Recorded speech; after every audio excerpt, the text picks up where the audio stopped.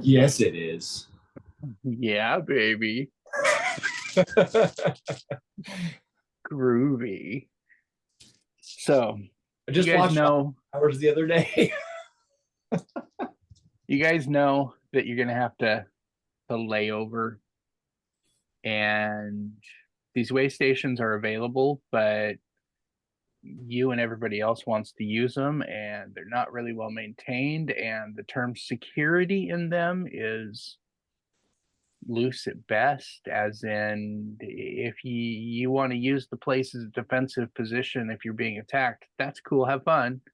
It's not like there's guards, there aren't patrons. It's a building with a wall around it. um Not much more than a medium-sized warehouse at best, room for maybe a couple dozen people, some horses out back inside the wall. It's pretty meager. I don't believe either of your characters would have traveled far enough to need to use one of these before. So I kind of figure this might be a new thing for you. Mhm. Um, I figure you know enough about horses to not run them to death and how to basically care for them just because the realm uses horses. And even if you've never done it, you've at least seen people and talked to people and you know the basics. Kind of like I automatically assume you can both swim. So, is there anything in particular you want to do between out the gate and we better hurry up and get to this way station before it gets dark type? Keep in mind, it's late summer, it's quite warm, and the days are still pretty long. So, it's not like you're going to have to, you know, kill your horses by any stretch. These things are built this way, where they are for a reason. Okay. Um, I don't. I think we should just let's just head out. Yeah, straight. Just head there, straight there. Quickest route. Well, that would just be the road, which is cool. That's the plan. Cool. So you guys head out, and on two separate occasions on this long trip, you see trains both heading the same way you're headed, not even all that far apart. What catches your attention, I turned it down. No, you turn the TV down. No, I turned it down. Honey, it was on the thing. It's if it doesn't say sound bar, I watched it. It was TV. I turned it down. Goodness gracious! great balls of fire. Rumbled the whole house. Nice. Mad skills. My pan flute out playing as we're riding along. We lost the words "I'm just gonna" on that statement. We got pan flute out while you're writing. Just so you know, trying to give feedback here. I don't know what else to do. It's probably some algorithm within the computer that's making it do that. So Interesting. We got all that just fine. Yeah. You're just gonna have to slap the microphone a couple times to give it something Yeah, to like yeah, lock on. Give it a little like little blow real quick. Just a quick blow. Like when you tap on the back of her head. maybe Zoom just needs to, give me a break between you guys. Okay. That was good too. We're winning. She got a new microphone, so I'm kind of getting a Oh. little feedback game. So far it's doing better than the last one. So here we go. It sounds clear. What you find interesting is when both trains go by, you've got the time. You look, you see them go by. And the first engine rolls by, and a young lad does heart hands. And about 45 minutes later, another train rolls by, and in the cab, there's a 5 or 6 year old little boy.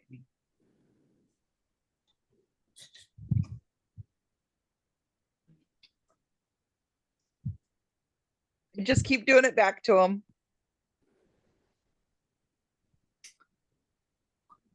Yeah, we're just gonna keep it in there.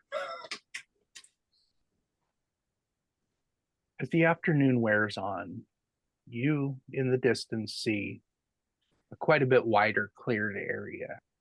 Standing in that area on the margins of the road, on the opposite side from where the train tracks are, is the way station. It's got a 12-foot tall wooden palisade around it. The building itself looks like it's mostly made out of wood. Shingles on the roof might be slate, might be wood. Hard to tell as you're coming up on it, but it's 2 stories high. It's a good sized one, but half the ground floor is taken up with stables around back. There's room behind the building to park wagons and whatnot. As you rumble in, you hear the sound of other horses here. Apparently, you're not the only ones staying tonight. What do you want to do? You said that there might be multiple of these on our trip, or is it just the one? You passed another one, but it was barely noon when you got there. It would have been about where you would have been if you'd been on foot about Okay. this time. So technically there's 3. There's one at each third, and then there's one at half. Half is for the people mounted or on wagons being horse drawn, and the other 2 would be for people on foot. Much less used. You can tell that when you pass the first one. There's like cobwebs in the doorway.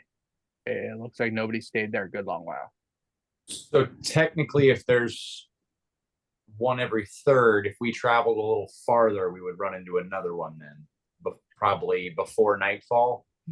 Before nightfall, you'd really be, I mean, you'd have to push your horses and you'd be asking a lot out of them and might Or still maybe- not make it before dark. Maybe shortly after dark. Reasonably within a couple hours of dark for sure. But we're not talking twilight, blah, blah, blah. I mean, we're talking dark. There's no street lights out here.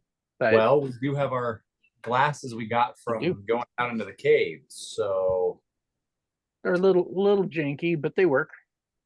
is Well, I it want to worth check out the way station first and see who else is here. Okay. It would take you all of 3 minutes to investigate the entire thing. It's a large opening. Down below, there's almost like a kitchenette style corner setup that it's kind of a first come, first use.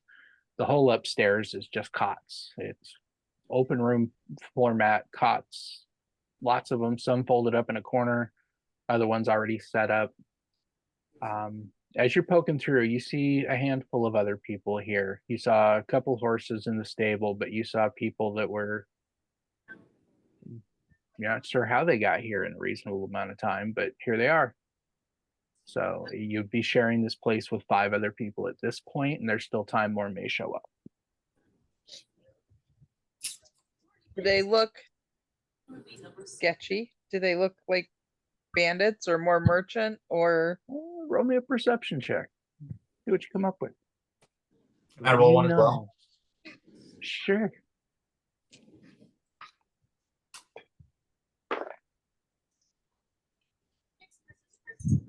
Oh, I have advantage in perception. Much better. 19. Okay. a dirty 20? As you finish up your lap, the 2 of you come back together after your like 3 minute scan around and compare notes. There's a woman with 2 children. That's 3 of the 5 people right there. There's somebody that might be a carriage driver type, but you didn't see a carriage outside, but his outfit kind of says chauffeur, carriage driver. You see him talking to the lady in the company of 2 kids.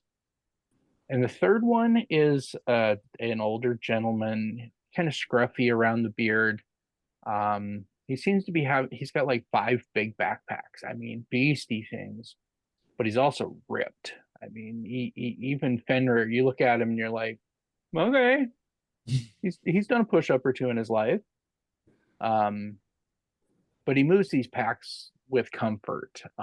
What he could do with 2-dimensional backpacks, you can only imagine, because these things are just packed. And 2 of them are basically huge bundles of fur.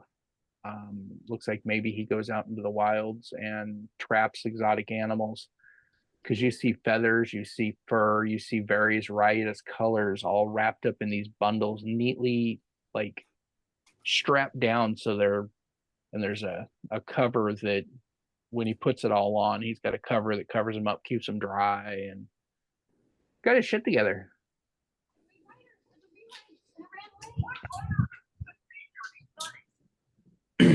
And nobody seems hinky per se. I mean, other than the carriage driver wearing weird clothes and there not being a carriage, here you are. I'll kind of like shuffle us off over into a corner Sure. away from the rest. And so what do you want to do? I'm okay staying here for the night. Okay. Whatever works. There's a certain part of you that, not knowing the wellness of these new horses you just bought, might thinks that breaking down on the side of the road halfway there might suck. So yeah, that's true. We'll stay the night. Don't know what's really out there after dark either in this area. Frankly, in any area, Yeah, it changes a lot, which is part of the strangeness, and it's accentuated a little bit by this trapper's smorgasbord variety pack of pelts, and he doesn't seem to be picky. He's obviously not hunting for something that's specific. He's opportunistic. Whatever he gets his hands on and that's marketable, here we are. You guys do notice that the woman and her children are dressed fairly well. It kind of makes sense if the carriage driver is truly that, a servant, as it were. She'd be able to afford. So, as things. Choose a cot that's kind of far away from everybody else, as far as I can get. Yeah, you guys got a plenty of elbow room. You can sit up in the far corner and be all like vagabondish, or the trapper guy kind of has a corner staked out too, with his amount of packs that he's packing. He grabbed a corner so that he can like line them up and shit. Almost feels military precision with his clean and well and everything. Is, I mean, he's tidy, even though he might not have had a shower this decade. He's not a slop. He's got his act together. You don't survive out there, you figure, without it. So there's a cold Florida nights getting to you, Mike? No, we have the ceiling fan on. Oh, I see. It's the cold wind. I see. It's the wind chill factor. I got you. Yeah. Yeah, I use prestidigitation on our beds, our cots. Absolutely. Much to your relief, it's mostly grunge, not living. These are mostly just cots, though, so there's not really a mattress for something to live in, but they turn a much brighter color of green when they're cleaned, and it makes you just wonder how grungy they really were because of the color change, if nothing else. But yeah, doesn't take too long, and you hear rattling around downstairs, and then you start smelling something really good. You've been eating tavern food for the last couple weeks, and you didn't realize real food smells really good. The lady and her children head towards the stairs going down. Just as she gets to the top of the stairs, she hears what you presume is the stagecoach driver, chauffeur type guy holler up for her. Mindy, bring the chillings down. I think this concoction I've come up with is almost edible this time. I hope. She smiles gently and kind of bows her head in a, ooh, here we go. And down with the children she goes. The kids seem in great spirits. They're bouncing and they seem to be on a field trip. She's got a heavier head. Something's weighing on her, but Lord knows what. Finally, the old trapper guy uncurls himself from the last buckle on his pack is checked, and just about halfway across the room to the stairs when he stops and glances over at you, Fenrir. It's a impressive physique you're sporting there, lad. You a professional fighter? Just a blacksmith. Well, not even a real blacksmith, just an apprentice. Even an apprentice smith is a blacksmith. Don't do yourself any injustices. But if you ever get a hankering, you'd like to see some fame in your world, and he pulls out of nowhere, it seems, the equivalent of a business card. But it's got, we're going to mansplain it, even though it's just kind of in there. On the card is a code. And if you go to a Ned's, there's a machine at Ned's, and you can leave basically voicemail for anybody if you've got their code, aka phone number. But it's just a messaging service. It's not live conversation, but you could be like, hey, I'm interested, blah, blah, blah. This is something you yourself can get. They're a little expensive. So it kind of tells you this guy's basically handing you a gold piece just to give you his phone number. Damn. Any interest in taking it? He's just holding it out to you at this point. Just I'll grab it from him and kind of look it over. anytime. It's all good. And what exactly would I be contacting you for? I can put you in contact with arenas. I can basically, for lack of better terms, find you a manager that could tuck you into the combat scene. It's a little underground. We're frowned on in some circles. And as he says this, he glances around to make sure you guys are still alone. Not seedy like, just covering his ass. There's a lot of money and fame to be made. Even low-level fighters make great cash. It hurts. Don't get me wrong. People have died. It's a blood sport, hence the shunning a little bit. But there's a few towns out there that have open arenas, and the rest of them, most of the rest of them, they've got something tucked away in a basement somewhere at least. I mean, the first thing to remember, the first rule about Fight Club, we don't talk about Fight Club. And he glances around one more time, scampers off towards the stairs. Pick up my lyre and follow him. Okay. I'm just gonna kind of sit there for a minute looking at it, thinking, and then I'll tuck it away and head downstairs as well.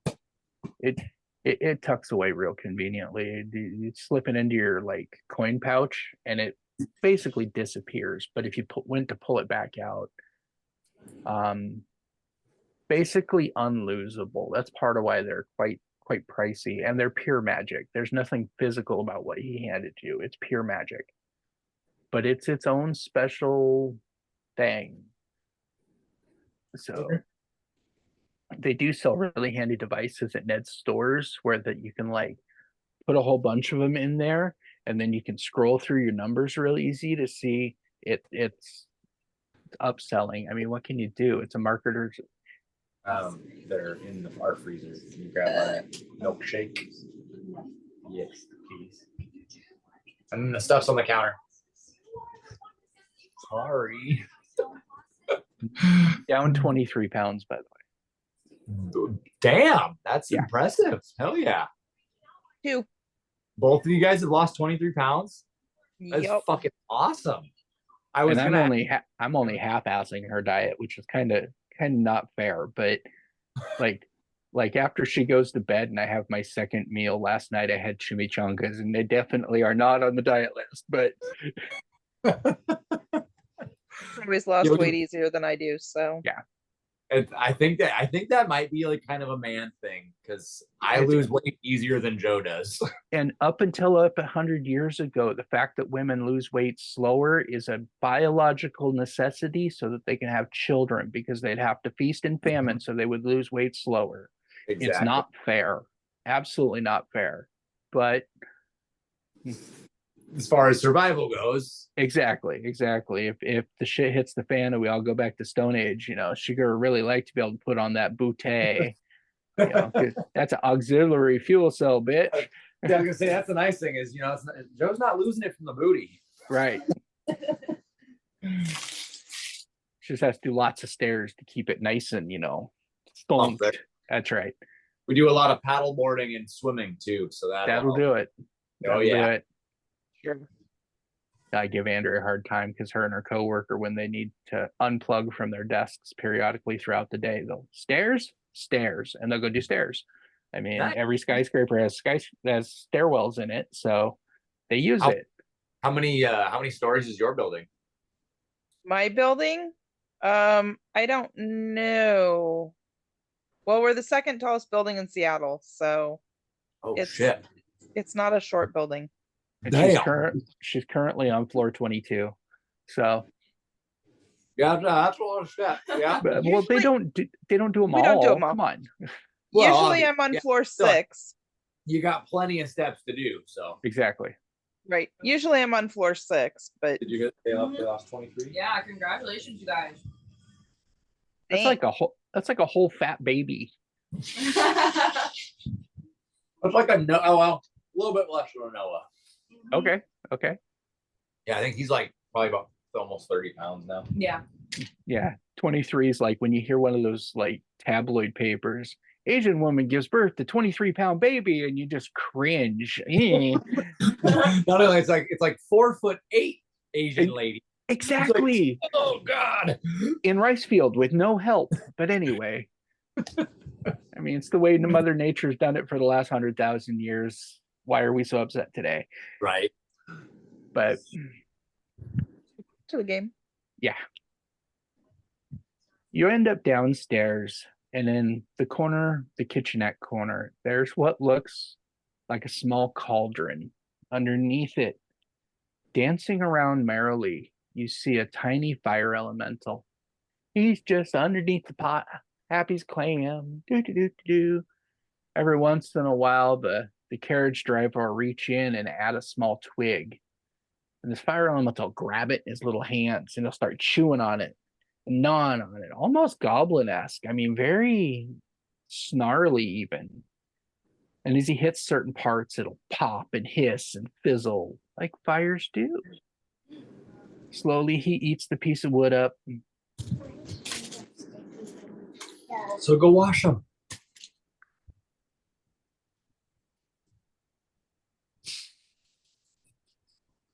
Hey, get out of here, cat. ID evidence. Beautiful. It's the fuzz. At the drugs. We're not smoking pot. Well, and the great part, it wasn't the drugs you were hiding. Where the priorities lay in our lives today is I beautiful. know, right? Uh-huh. All right, I think that's good. All right, come on. You're good. You're good. Rinse them. You don't need to full on wash them, kiddo.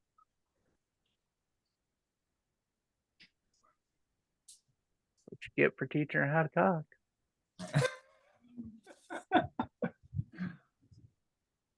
Catch-22, man. Comes back to bite you. Yeah, I mean, something always will. Of course. I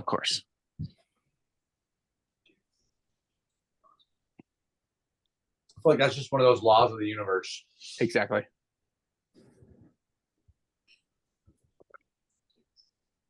Richmond, if there's enough for all of us to participate in food, He goes, maybe an Lord, exchange. Lord, I hope so. Otherwise, we're all gonna have. Whoa! And he looks in, and even from your angle over at the stairs, you can see almost right to the brim of this. Oh, I'd say 8-gallon cauldron. Is this simmering stew, and there's meats and potatoes and other cool shit floating in there, and it's just percolating, just perfect. There was nothing warming a half hour ago, so obviously more than the fire elementals at play here. Okay. He So I'll reaches go the over. rest of the way down with my loot, with my lair, and find somewhere to sit. He pops open a cabinet in this building, pulls out bowls and utensils and cups, reaches into a bag and pulls out two pitchers that are literally, as soon as he pulls them out, they condense moisture on the outside and start dripping because they're ice cold. Sets a great table, bowls all laid out, and Conjure an unseen servant uh-huh. and have the servant serve everybody food. Okay. On Unseen Servant, I would like to give you the opportunity that if you want him to, he can be seen, but he'd look like a phantom a little bit. He would be there so people wouldn't run into him or freak out unless the scary part is it looks like a ghost, but you can make him like a hologram that can move stuff as opposed to just invisible. I'll make him visible then. Okay. He steps up and starts pouring drinks for everybody while the cauldron is merrily ladled into bowls. Fenrir, you gonna make your way downstairs? The food smells really good. Yeah. Yep. I went downstairs.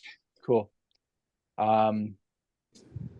The prospector sets a separate bag up onto the table and kind of winks over at the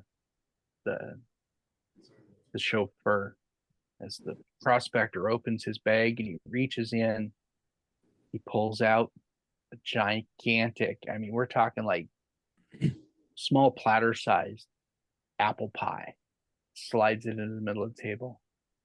Just kind of pushes it a little bit and it slides down. It clinks up against the cauldron partway down. And he reaches in again and pulls out peach cobbler. 3 or 4 different desserts he slowly peels out of this bag before he sets it aside. Looks over at the kids after dinner. Other than his talk to you upstairs, Fenrir, it's the most any of you ever heard him say pretty much anything. He says after dinner, Bear whines a little bit, Nice. like whimpers. He gets a half grin on his face as he hears it. Not sure if you're messing with him or not, but adorable. And pretty much everybody piles in around the table. The kids get a little pushy like kids do, but table's a really decent size for the group of you. The kids are having fun. They're actually enjoying their food. You guys, it's tasty. It's tasty, and it feels like it's doing the job quite nicely.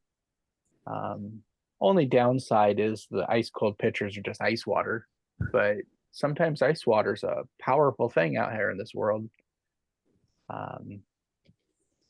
The chauffeur says that they're magical pitchers every day. 3 times a day they fill themselves clear full with ice water, and it's a godsend at times.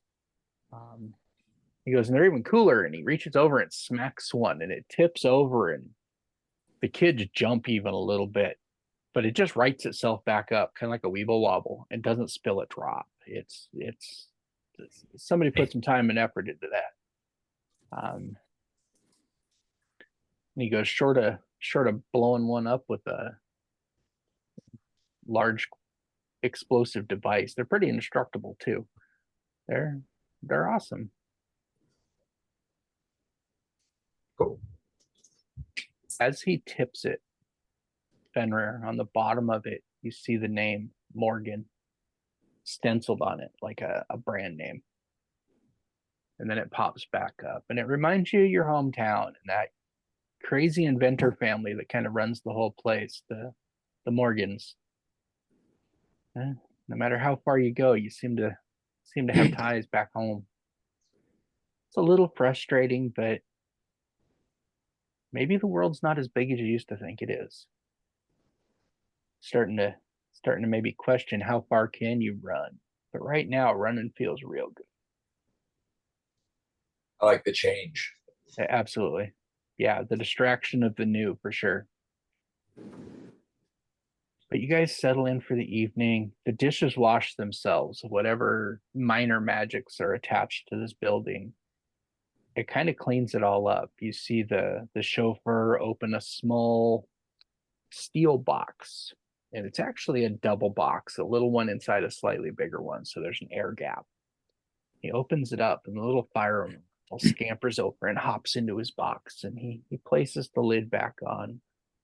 And even from the table, seeing this happen, you can see faint little glows emanating out, and you hear a gentle whooshing, deep sonotic breathing start coming from the box almost immediately, followed by the most adorable little snoring you've ever heard. It's like if a mouse was snoring, but it was so happy and content it sounded whimsical. He slowly tucks the box into one of his pouches. The cauldron, he swipes his hand around the top of it, and it shrinks down and looks like a hula hoop. You can see right through it. It's just a loop. And he hangs that on the side of his bag. The rest of the dishes, the plates, the cups, all put themselves back in the cabinet, all clean. Minor magics. They're easy, they're everywhere. Man, if only. Just start playing my music. You say if only. And as she starts strumming, you start realizing, what about if only? For with a little income, you know you can go to the Morgans. You know you can talk to one of their crafters and have almost, and almost I use loosely here, but almost anything made. It's not going to be cheap, but you can have custom pretty much anything. So yeah, if only, but maybe if only just means if only I had enough to afford it. Or maybe there's other ways of gaining it that aren't necessarily monetary. You've heard of people doing specific favors for the Morgans. Hey, go fetch this for me and we will reward you with that. Or maybe that is a piece of something you need for something else. You know, there's nothing wrong with the journey. It's your friend. But the music just kind of lulls you into a almost half slumber, and these thoughts are just racing through your head. As your eyes drift shut, you see a particular pair of yellow eyes staring back at you from the inside of your eyelids. Just staring. The only thing accompanying it is a gentle sound of waves breaking gently against the sandy beach, the swoosh of the surf coming in. Very gentle, very quiet, but distinct. The whole thing only lasts moments, but it leaves a bit of an impression for a second. Finally, the lady and her kids bundle up and head upstairs. The chauffeur heading up shortly afterwards. There's privacy curtains that can be pulled between cots and whatnot, so rooms can sort of be made. It's about as private as a hospital ER. You know, the curtains don't even touch the ground, and they're almost see-through. But things quiet down. Anything you guys want to do late into the evening, or do you plan on being up fairly early so you need to get to bed early to get your 8? Bet Early. early. A couple times through the night, you hear clattering and clawing and scraping outside on the wood palisades, but the first time it was a little unsettling. The second, you've almost gotten this, well, I guess if we just stay quiet, because in both instances, the commotion lasts a very short period of time, and lacked motivation. There didn't seem to be a big push to get in here. There's plenty of other stuff that they can, whatever they is, can go mess with. That's not walls. What a pain. But seemed to be enough for the evening. Your biggest regret staying here comes about 5:30 in the morning, just as the butt crack of dawn rolls around, and you realize both of her children are morning people. And the sound of these two, with all the energy of toddlers, fills the room with a cacophony of squeals and giggles and "Mommy, she pushed me," etc. You can hear the mother herself take a deep breath, sigh gently. We're going in a minute. Get it out of your systems now so that you're not rambunctious in the wagon. About 10 minutes later, the chauffeur comes up, says, "My lady, the coach has been fully loaded. We're ready to depart if you are." And she nods quickly and shoos her children towards the stairs. The last of you see of her, she kind of glances around the room almost apologetically as the children tramp down the stairs with the loudest, stompingest feet you've ever heard. Just give her a wave. Then it calms slightly. The trapper doesn't look like he even twitched. He's Are there windows up here? there's like shuttered openings, but they're kind of up high and horizontal, so they're more like ventilation slits that are big enough you could crawl out if you needed to, but you're not getting a view. More defensible. I want to run downstairs and get a peek at this the coach. Oh, sure. Gotcha. As it rumbles out, what you see looks like it's made out of gossamer silk. The wheels, fancy, ornate, almost lace-like, delicate. Central axle runs across. There's a carriage bed with a bit of a parasol type roof over it, almost like a canopy bed on wheels-ish. There's seating arrangements, so less like a bed in that case, but it's seated. And the kids are sitting in the back looking forward. Mom's got her back basically up against the back of the driver's seat. And they roll their way out. This thing is filigreed white, like lace, like spider web almost. And it glistens in the sunlight. The early morning just makes this thing sparkle. Not quite gem-like, but very, somewhere if there was like white chrome, it reflects a lot of light, but it's more glinty light and white everywhere else instead of reflective.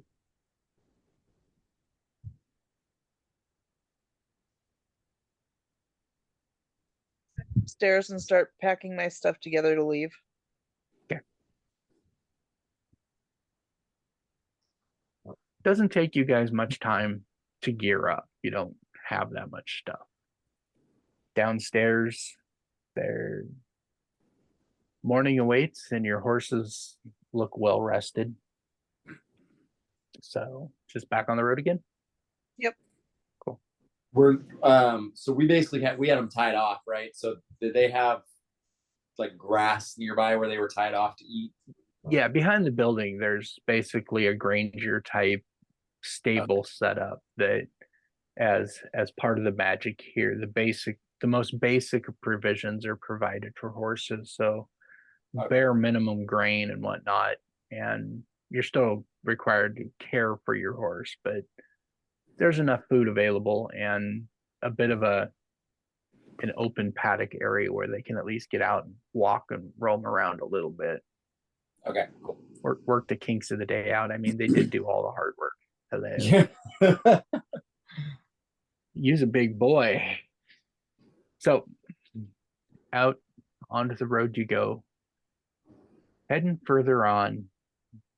Doesn't take long, a couple hours at most. You start realizing the trees here getting a whole lot smaller, shorter, scruffier, more like big shrubbery, but lots of it. Pretty dense stuff. And even that slowly starts to give way. Lowland grasses. And out ahead of you, you start realizing that the landscape starts dropping away from you. And the vegetation very much goes from forested, rough, through a transition band into rolling grasslands at this point. As the wind blows, you get that ripple effect across the grasses, all wild grass. It's not like somebody planted wheat out here. Train tracks head right along with the road where you're headed, but you can definitely tell that the landscape's dropping away. You're going to start losing some elevation. Another hour or so, you come to, feels like a real transition point, because the grasslands dip over the edge of this horizon and go for another 100 yards or so. The road and the train tracks plow right on through, but it gives way to scrubby plants. And then in the far distance, you see rolling dunes, very desert-like, not massive. We're not talking, dunes here, but it's a rolling desert. And as you start heading that way, you look just a little further, and you see a band of blue between the sky and the desert, and it all clicks. You're not traveling into a desert, you're traveling onto a beach. For many miles ahead, the sand ends in surf, the edge of the ocean, or at least a sea of some nature, reaches out and touches the land. And you see a selection of pretty large buildings inside a walled area down at the edge of this beach. They're rather large warehouse type structures, as much as you can tell from here. You see a rather large seaport, docks reaching deep out into the ocean, rather large ships tied up. Some of them look like they've got guns on them. Others look like they're floating whales, purely for moving cargo around. And for the first time, you see a section of this city dedicated to more than one or two small train loading and unloading spots. For this town has a couple dozen train tracks intersecting across it. A quite complex network. And right in the very furthest point of the highest point in this town from the water, so the furthest inland, but still inside the perimeter wall, there's a massive train hub that as you watch, you see the last train coming, you see a train coming in, and as it pulls into this large circular building, you see it stop. They do a couple things, then the building turns and rotates. The whole building does, as you guys watch. And then it stops, pointed at a different set of tracks, and the train pulls out on this new set of tracks. So it can be moved down by the docks and loaded with cargo, or unloaded into the boats, cargo. You see that docks itself look like ants crawling everywhere, people moving crates, lifting boxes, wooden cranes lifting up nets full of cargo and produce. You see animals being it's a real mecca of commerce, stuff coming in and out constantly. Way down on one end of the pier, you see a ship that sticks out a little bit. Okay, it sticks out a lot of bit. For tied up on a dock all to its own,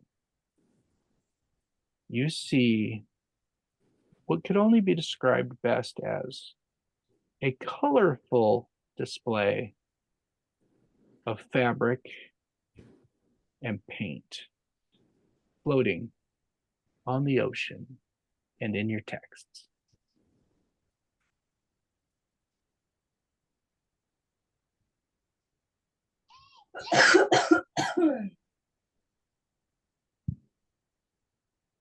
Jeez, that is flamboyant. It sticks out a little bit. Yeah. You figure you probably got another hour on horseback. You're getting a really good vantage from here, but you still got some good ground to travel. It's past noon. Figure you'll probably hit town about 3 o'clock in the afternoon. Is there anything you want to do before you head into town, but before dark? Is there any reason to postpone your entrance to town? Well, Do I know? Okie dokie.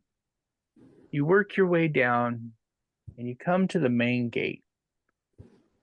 There's other people coming and going, but a lot of them seem to just come outside and work their way along the edges of the walls. Unlike most of the other towns, the outside of these walls seems to have permanent structures, or at least more than one or two.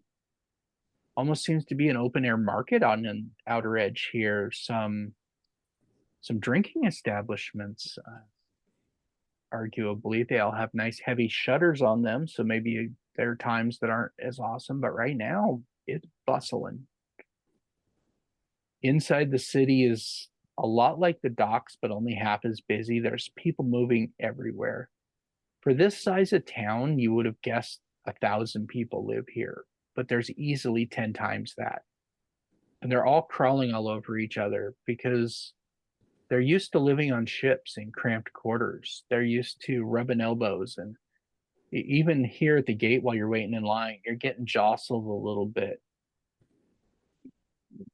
Your baser instincts check to make sure your coin purse is still there often enough that you're doing fine. Doesn't seem to be that kind of jostling, or if it is, they're not succeeding. These are a group of people that live on boats and they interact like they live on boats. When you get to your turn at the gate, because there's a little bit of a queue to get into the gate, brief questions. When you step up, the guard there kind of half-assedly looks at you and goes, "What you here for? What do you have to do?" What was that, ma'am? Entertainment. Are you going to entertain us? He kind of looks at your instrument hanging on your back. Or are we Yes, supposed sir. to entertain you? That being a little of both, but mostly I'm here for entertaining you. Huh. As I wave at the city. And his head tips back and looks up at Fenrir. Why are you here? Looking for some work. Oh, we definitely can use people with some strong backs down at the docks. No fear there. Don't be doing no bad stuff in town, okay? That's kind of our one unspoken rule is be cool about it. We're all a little edgy here. We all carry sharp objects. Let's just keep it in our pants as it were. Cool. He looks at both of you. You can tell he's like practiced the speech more than once. He goes, "Welcome to Seaside." And he kind of just gestures. Head on in. You guys stroll through the gates and are immediately caught up in this almost flow. You just, like almost there's a traffic and you're almost compelled to move along with it, at least at first. You can try to fight it or you can kind of roll with it one way or the other. It's your call. But it's like walking against a stiff wind if you want to go upwind, but it's totally doable. Or upstream, however you want to look at that. Are you looking to go anywhere particular? No, just find somewhere to stay again. All right. Well, Somebody right next to you goes, "Oh, you're looking for someplace to stay? That's really easy. You follow the wall around on the inside all the way to the east end, and that's where all of the basically the bars, the brothels, and sleeping establishments are all located over on the east side." And just keeps on, it's a drive-by. He drops his bomb on you and just keeps trucking. All right, we'll follow directions.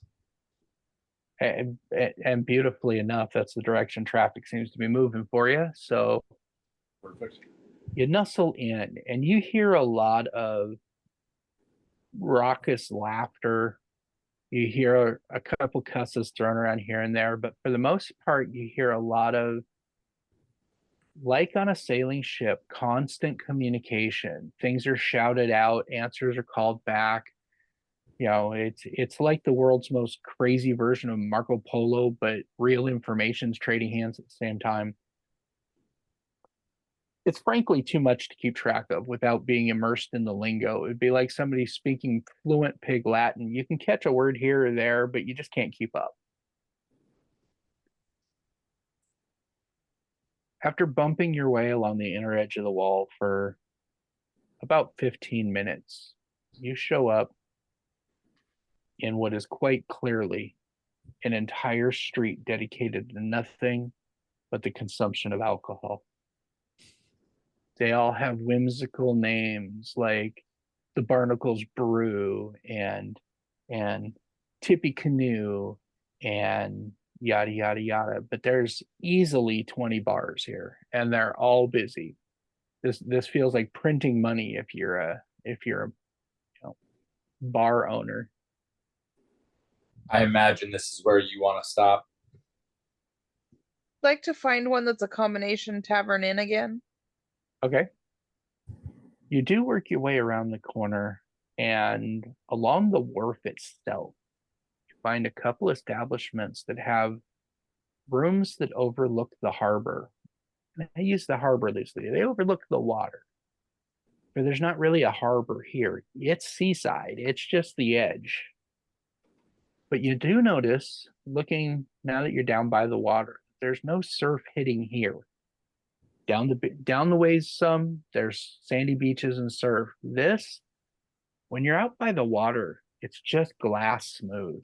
Very beautiful harbor type waters without a harbor. It doesn't seem to have a breakwater. It's just this calm patch of water that you can look across. Out at the edge, there's ripples, there's waves. They just don't seem to intrude. These buildings overlooking this water are finer drinking establishments, more, I wouldn't call them snooty, but definitely better price tags on, a drink here will cost you real money, but it's not swill. From experience, places like this cater to a higher clientele, whether that's captains or business merchants. They're a little fancier, not unattainable, not beyond your skill set, technically. Now, if you can convince somebody of that, it might be another story.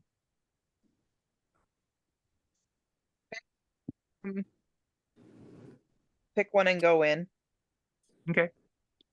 You come across the first one that isn't busy at this point, because that's the other thing. These ones aren't packed like the other. The other ones, it's a wild, wild west almost atmosphere. It's loud. There's card games going on. These, you're more inclined to see somebody sitting in the corner reading a book. They're mellow. You'll see a couple people in one corner quietly talking to each other.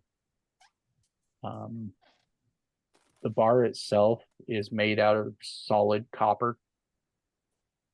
Are we in the closet, Mike? The pantry. Nobody puts baby in the pantry. You say somebody's got the munchies already? I mean, a little bit. You can continue though. I'm totally listening. Oh, I'm totally distracted. So carry on. Oh, okay. All right. Yeah, go. Yeah.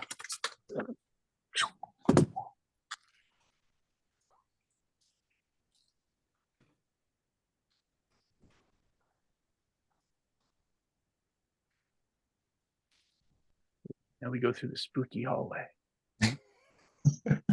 It got real dark behind you, and then all I could see was like the blue Bluetooth light. The house stays pretty dark. Yeah.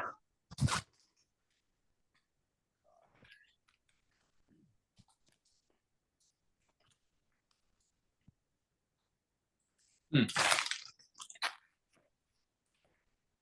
needed something after that sweet milkshake. I needed something salty.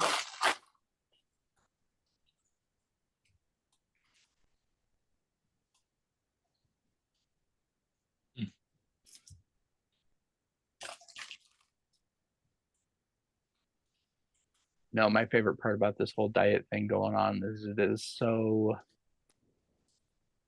no carb that my blood sugar numbers have never been better. But I'm pulling like 109s, 117s. I mean, nice. they're non-existent. It's beautiful. Yeah, we're not doing no carbs or anything like that, but Right. mostly just fasting. But Joe's already seen a difference too. We haven't like, we're not doing like weight numbers, we don't, it's more just what she's, what we're seeing. Right. So I know with Andrea's whole routine, we actually took pictures for before and after. So should be and interesting. I wish we would have. We didn't even think about it until after like she'd already been doing it for a week and a half. So it's like, well, oh well. Right.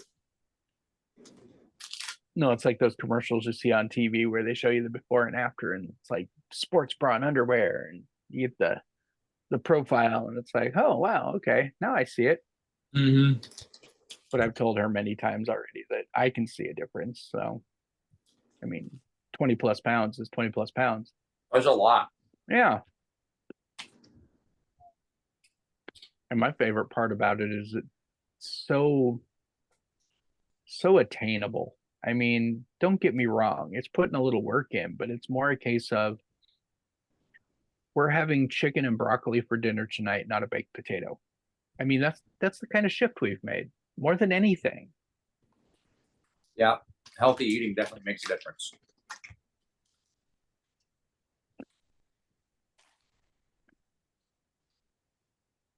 So you've got a look at this place at this point. Fenrir, are you going in with her?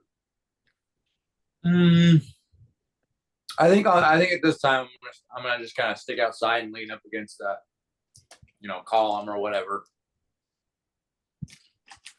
Let her do the talking. Feel like this might not necessarily be our spot, so I want to check the next one. Okay. What are you looking for? Let's not play cat and mouse here. What are you looking for? Something that's, I don't know, a little busier, somewhere that might want music and entertainment, not just somewhere that wants to be a quiet hidey hole. Okay. You work your way further down, and right at the very end, the last one of these establishment slash rooms available above, business below, bunkhouses above type thing, is a pretty impressive 4-story building. But it's got the busy you're shooting for. It's got clientele coming in, lots moving in and out. Maybe almost an alarming amount, because you'll see people go in and out. They're literally there for 6 minutes and they're gone, or 20 minutes and they're gone. High turnover in here. Okay, I'll go in. Fenrir? Again, I'll stay outside. Okay. You kind of do that lean up against a post thing and look important. Yep. As you step inside, the bar is packed. But everybody seems to be doing well. There's 3 people behind the bar. And what impresses you more than anything, not only are they pouring drinks for people that are stepping aside or finding tables, and other people are jostling their way up. It's not mosh pit packed, but it's busy. But you see a fair number of these people grabbing, frankly, it looks like one dude grabs a gummy bear, pops it in his mouth and leaves. Another guy grabs what looks like maybe a fruit roll up and starts peeling pieces of it, popping it in his mouth. Another guy looks like he gets licorice and starts gnawing on it and heading out the door. These seem to be the high turnover ones. They're buying candy. But you also notice over on the side of the room, there's a really nice stage setup. Beautiful, beautiful decorations around it. Fresh paint. It's gleaming and completely empty. Okay, I'm gonna approach the bar and one of the workers. Takes you a couple minutes before they quote quote call your number. One of the workers pops up. What can I get you for? Quick, quick, quick. You can tell he's just Proprietor of the establishment, please. he just points and then moves on to the next person. I go to who he pointed at. He gestures over to a rather interesting character. She's very slender, very almost anorexically slender. Dressed very tight clothing, almost form fitting, like she's wearing a tracksuit, but it clings. And she's only about 2 feet tall. But somehow the charisma and the self-confidence that oozes from this being, anybody you see, you're heading over her way, and a couple other people talk to her briefly, and you can tell she lays down the law, and she's used to getting her way, at least in her establishment. There's no doubt that this is her place. A quiet moment, you're able to step up. She's sitting on a table in the corner with her own little furniture set up on it. Like I said, she's not even 2 feet tall. She's like 20 inches tall. So she's got her little padded chair, a side table. Her eyes run from your feet all the way up to the top of your head.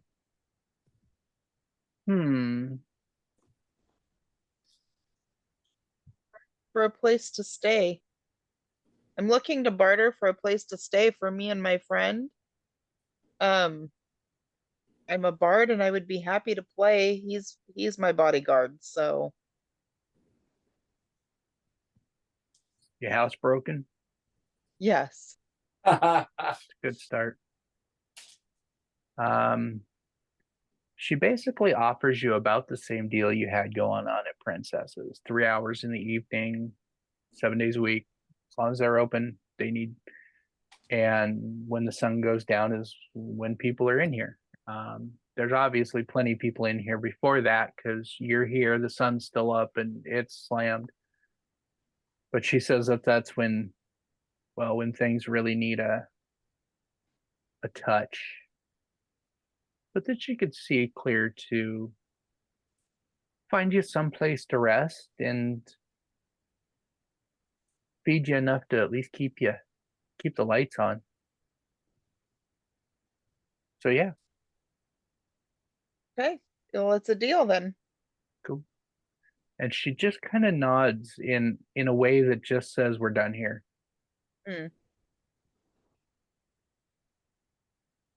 You've got about 3 hours before you're due back here to fulfill your first need.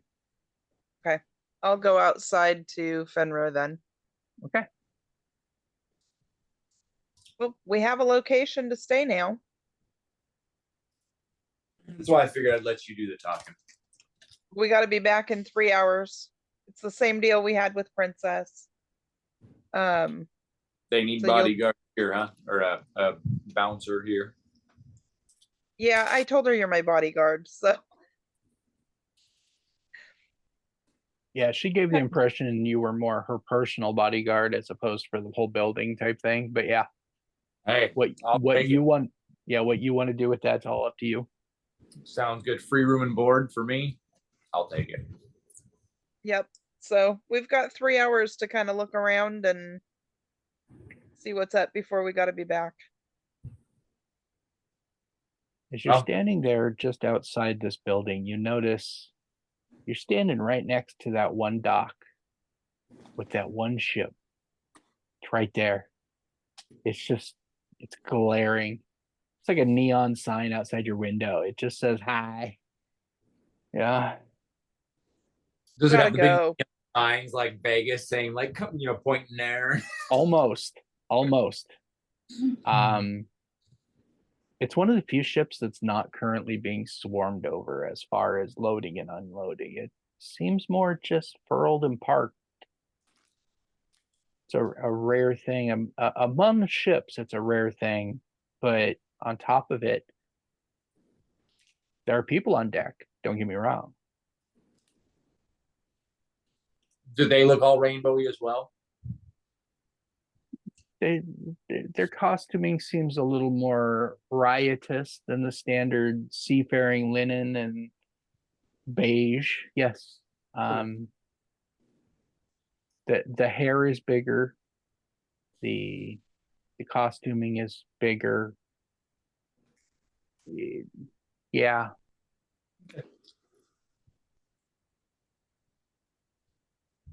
Anyway, what would you like to do? See this ship. All right. Could be something up with it. You head towards the It end of definitely the. looks like there's something up with it. No point in putting it here if there ain't something up with it. All right. You get to the end of the pier where it's tied up, and it's still 50, 60 feet down the pier before you even come to the bow of this thing.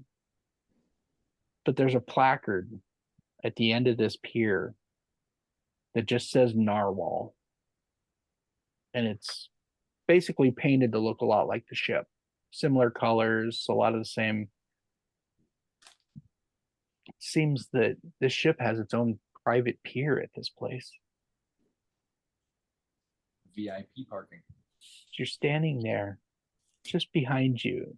You hear I would say a booming voice, deep, thick, rich.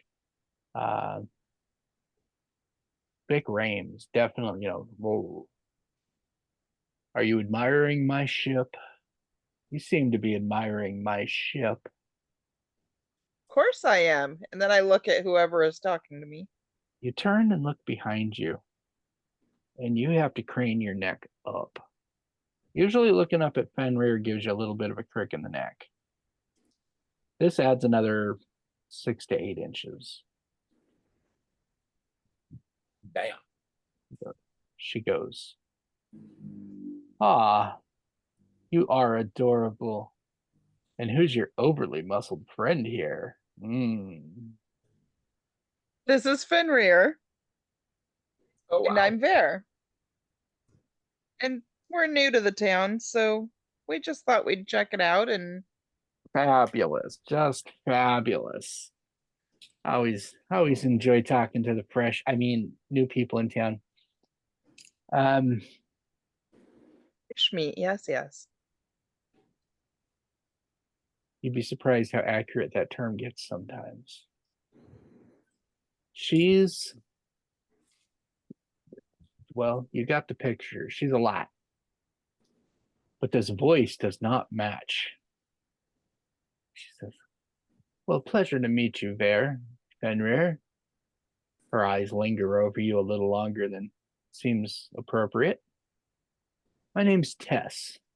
And this here, I want to roll for insight, or not insight, perception. Is she drooling, she's salivating at all, or? roll me what you show me. 9. Perception. Wait, no, sorry. 11. She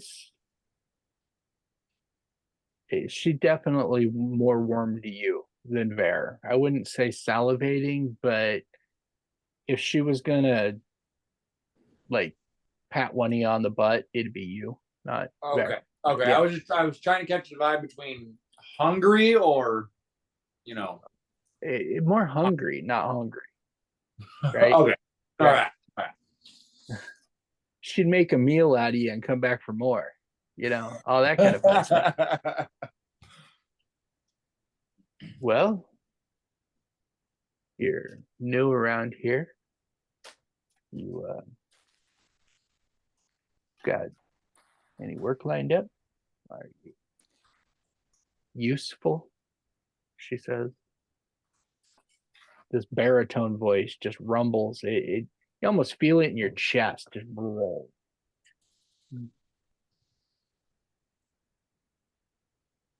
Well,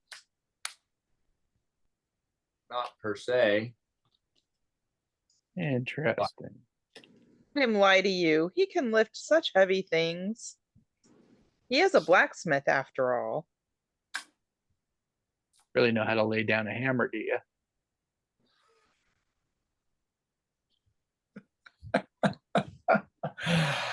Yeah, I'm pretty good at nailing it.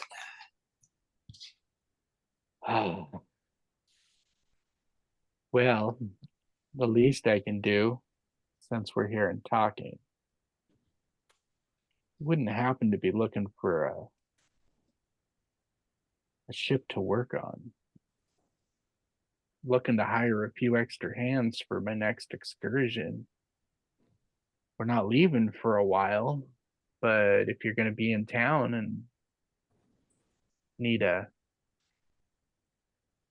distraction or some excitement or both, I'll guarantee I can find something to keep us all busy. When you say excursion, are we talking? And he just gestures to his magnificent beast of a ship. He says, the narwhal, she craves the sea. She's calling to me already. If I don't take her out, let her stretch her legs, she gets temperamental. I don't like it when she gets like that, so I feed her appetite. What's a girl to do? How far out are we talking? I'm not big on Well, ocean. Fenrir, you can't get further than home than what she's gonna bring us out on. Yeah.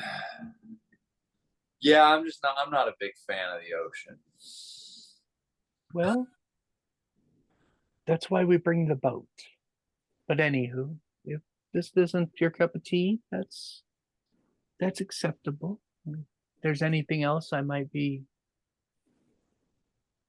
able to provide for services or information. And she too reaches inside of her cleavage and pulls out a business card, reaches out and hands it over.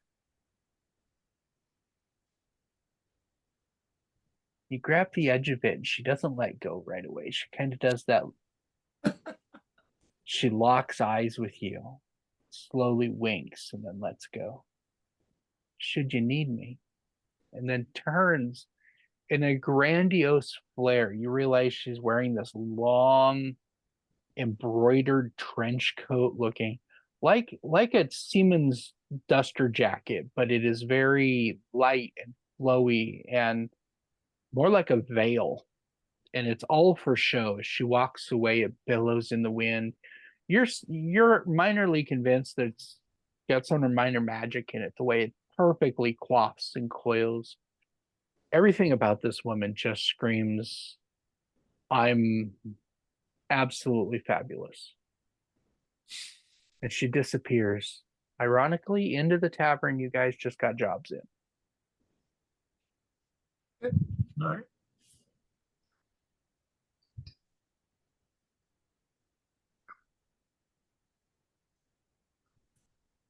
To walk the town and find out where all the shops and merchant areas are.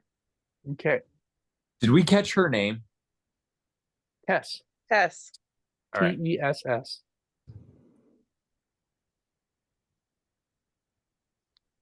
So this town's basically broke up into three large sections. One of them is purely loading and unloading, receiving, warehouse, big buildings, lots of train station. It's all dedicated to the west side. East side is your establishments with housing, lodging, alcohol, food. Right at the edge of those, you've got the merchants, as in stores and shops and whatnot. And then right through the middle of it, you have a tax assessor's town hall. For everything that goes through here, every ship is taxed and basically inspected on a regular basis. You start realizing as you pick that particular giant building out, being the Capitol building, you see the people coming in are almost predominantly wearing pale blue uniform jackets, at least. And then you start realizing each ship seems to have one or two of these people either on the dock with a clipboard or scrambling around on and under cargo and whatnot. There's one that's got like 6 of them pulled in around this cage. The cage is covered with a tarp, and there's 6 big boys holding this cage down, but you can tell it's rattling, and you hear some maybe distant snarl even carrying this far away across the water. And the blue jackets are pointing at the ship. They're like, and you can't tell what they're saying, but customs officials basically, you can't bring that in here, or you owe this much tax for bringing it in here, or here's your dock fees. You start realizing they're just the bureaucrats down here. As long as they're getting paid or paid off, things seem to be working.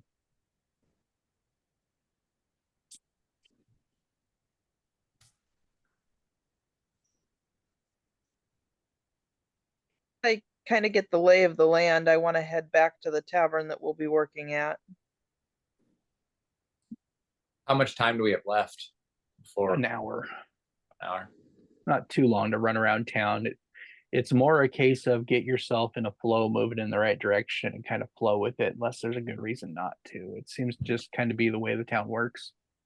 The one exception is there's a small group of enforcers that wherever they go, the crowd just kind of moves out of their way because they're bugbears. They're big, they're brutish, but they're intelligent as far as they make really good enforcers. They work cheap, and if anybody gets out of line, they will beat the bloody hell out of them. And we don't know how many it will take, but we do know they're going to use them all. There's a 6-pack, and they move as a pack. Okay. So when I get back to the tavern, I'm going to ask if I can eat and have something to drink before I play tonight. The one of the bartenders kind of gives you a nod, and he goes, anytime you need a reload on the beverage to keep your whistle wet, just flag me down. I'll have one of the girls bring something over to you right quick. Okay. I'll take a plate too. You want an extra big plate, boy? If you're offering. You can do that. She said to make sure that you're content. So he takes a half a minute, he turns, and cupboards and cabinets and whatnot seem just a little, he'd open a hatch and pull this, and he turns back around, and he's got you guys decent meals laid together rather quickly. You were worried that it was going to take time for him to cook all this stuff, so you gave it a little extra head start, but they've got it put together in minutes flat. This place is about the most efficient turnover you've ever seen. It's impressive. Very nice. Chaotic. It's utter chaos, but it's working. Pick some of my shorter songs in my repertoire to play. Since people are in and out so quick, I don't want to play long ones. Gotcha. Okay. As evening settles in, the place does push closer to a mosh pit than an establishment. Most of the tables end up lined up around the ring of the room instead of out in the middle, and the middle just kind of seems to be a little bit of a, half the people are trying to work their way out, the other half the people are trying to work their way in, and in amongst those you've got people that are actually trying to find their way to a table, and for the most part they succeed. It's just not quick. The volume comes up in there from a small roar to a football stadium level at times. Are you amping them up, calming them down? Which direction are you playing? What's your intent? Aiming for a good fun time. We're Okay. enjoying it here. So not rave, but Right. go. Throwing a little bit of slower stuff in between just to keep it a little more mellow. Go ahead and throw me a performance check. See how we do for the evening.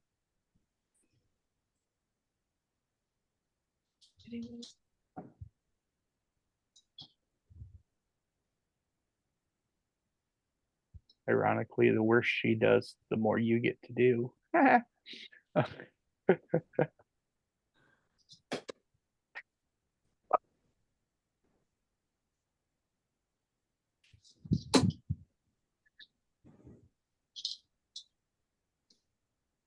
27. 27, damn. Rolled a 19, and because I have expertise on my performance, I have a +8 for performance. At level 2. It's good to be a bard. Insane.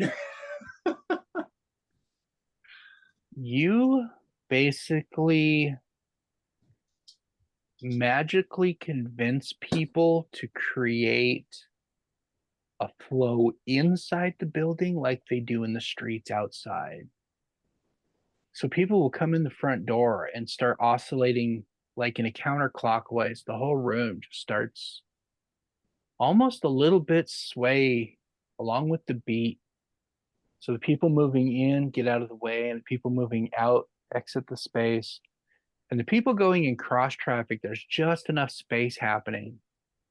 And you see the 3 people at the bar regularly kind of just glancing over at you, glancing over at the boss. You see the 2 barmaids that seem to be swirling around, one of whom periodically brings you stuff to keep your whistle wet. You see them starting to make beautiful beelines through these crowds, figuring out that there's just enough space that if they, and then they, and over this way, and whoop, they managed to cross the room like the straits parted, and they just was a freeway for them. The end of 3 hours, though, you realize this place is still just packed, popping. What do you want to do? We'll take a short break and then play again. Okay. You set your instrument down and you step away for a minute. And rather quickly, you see one of the bar ladies hustling up to you, one of the barmaids. There we go. And sitting on her shoulder is the establishment owner. She goes, "You're done. You're done already?" I just need a quick restroom break. I'll be right back. Okay. She looks visibly relieved. She was starting to panic there for a second. So you take 5 and you come back and you hop back up on stage. And even in those 5 minutes, god damn, that's distracting, you sexy ass man. Anyway, just had to share the moment. In the time that you were gone, you see the pattern starting to fall apart. They don't understand what the pattern was and how it was working, and those that might have are gone. So, true to form, you're an artist. You pick up where you left off, and the crowd manages for almost another 2 hours. People are just, you see people go go all the way around the room, but not leave to just get back in line again. They're just in a roundabout. They forgot to turn right. They're just, but every time they get up there, they get something else to drink, or they some pretzels, or the chocolate covered pretzels you see just absentmindedly are real popular. People are digging these. Weird thing is there's only like 3 pretzels in an order, but they can't get enough. Little cocktail pretzel size. So are different these like chocolate. drug candies and pretzels, or Are we asking somebody? yeah, I'm sitting at the bar, so I figured. So I'm asking the bartender or whatever. There wouldn't be room at the bar for you to sit. Oh, okay. Now you well, then, just like end up at the end of the bar and get his attention and ask him a question, but I'll just ponder it. okay. Ponder Uh, it. Flag down the person at the bar that offered me drinks and stuff whenever I needed. Right. And kind of mime, can I have a bite? You see him look over at Tiny. Sorry, her name's not there. Her name is Minnie. Looks over at Minnie, and you see Minnie kind of just shrug her shoulders, looks over at you. At this point, she seems really happy with the amount of clientele that's run through here in the last 5.5 hours. If you have a request, she seems to be amenable. This doesn't seem to be a big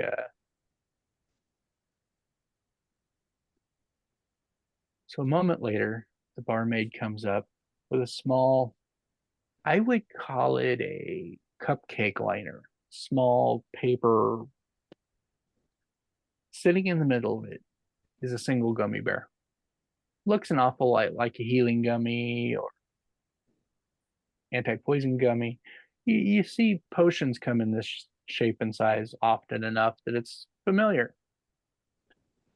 This one got 3 different colors in one gummy. That's a little different. But other than that, it looks like gummy. I will, when I have a little pause where I'm only doing music, not singing, I will eat it. Okay. We're gonna say you pop it about a half hour before the crowd starts like chilling out. Fenrir, you see her eat this thing, and you've been pondering for a while. So, if nothing else, is this just a social experiment? And you're gonna be a fly on the wall to see what happens, or? I'm gonna observe this one. Gotcha. Yep. The first thing you notice is I'm gonna need another performance check. With disadvantage. Disadvantage, You heard me. 24. All right. Oh my gosh. You're still playing along. Fenrir, it's kind of just turned into one song. There's no pauses between them. It'd be like listening to Stairway to Heaven and then slipping right into some Metallica, and then we slide off into some like rhythm and blues stuff, and she's just riffing. It's getting a little bluesy. It's getting a. The good news is the crowds are dying down and people are kind of chilling out and mellowing, but you definitely see a couple of them kind of half out of it, staring at the stage, kind of swaying along with every beat and every strum. Bear's foot starts tapping on the floor a little bit.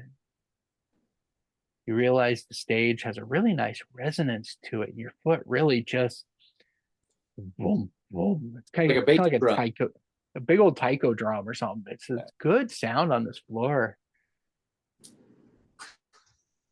Partway through, you're like, Fenrir, give me a beat, man. You're all like trying to egg him on and like get him to join in. And slowly the crowds mellow out to where there's just a few dozen people left. The tables kind of move back away from the walls just naturally as need. People are just kind of, but you see an awful lot of them just kind of with that 1,000-yard stare at the table, like, yeah. I will mellow out my music and then stop. Your music gets real. I mean, transcendental type. Whoa. As you stop, you reach into your bag and pull out a notebook and start busily scribbling notes. You're bit by a bit of an inspiration bug. I mean, after all, that's why you came out here. After, I mean, to see the world and learn new things, and and and and for the next hour or so, you're just in a zone. You don't hear anybody else. You don't see anything else. You're sitting on stage with your notebook and a look of just pure focus, scribbling frantically. Fenrir, what do you want to do while she like trips balls? You know, so it's pretty much died down now. Oh yeah, yeah. I'm just gonna grab a beer and sit there and wait until she's done doing her thing. About the time this starts weaning from your system, you start taking the world in around you. You look across the room, and for a brief moment, you get a glimpse of a very slender young woman. Can't get a whole lot of details other than her slight form, wearing a long, dark blue cape, hood up. Can only kind of make loose details about her face out underneath the cowl. She's only there for a brief moment, but you realize you're pretty sure she was staring at you guys before she slowly steps out of the front door of the tavern and disappears into the night.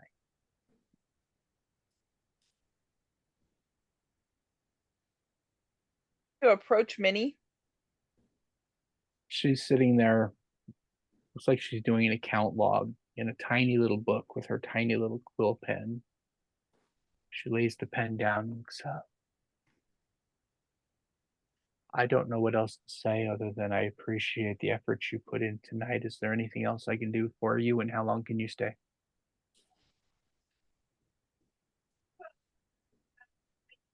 For a few days, I'm sure. I can't guarantee longer than that. But if we're going to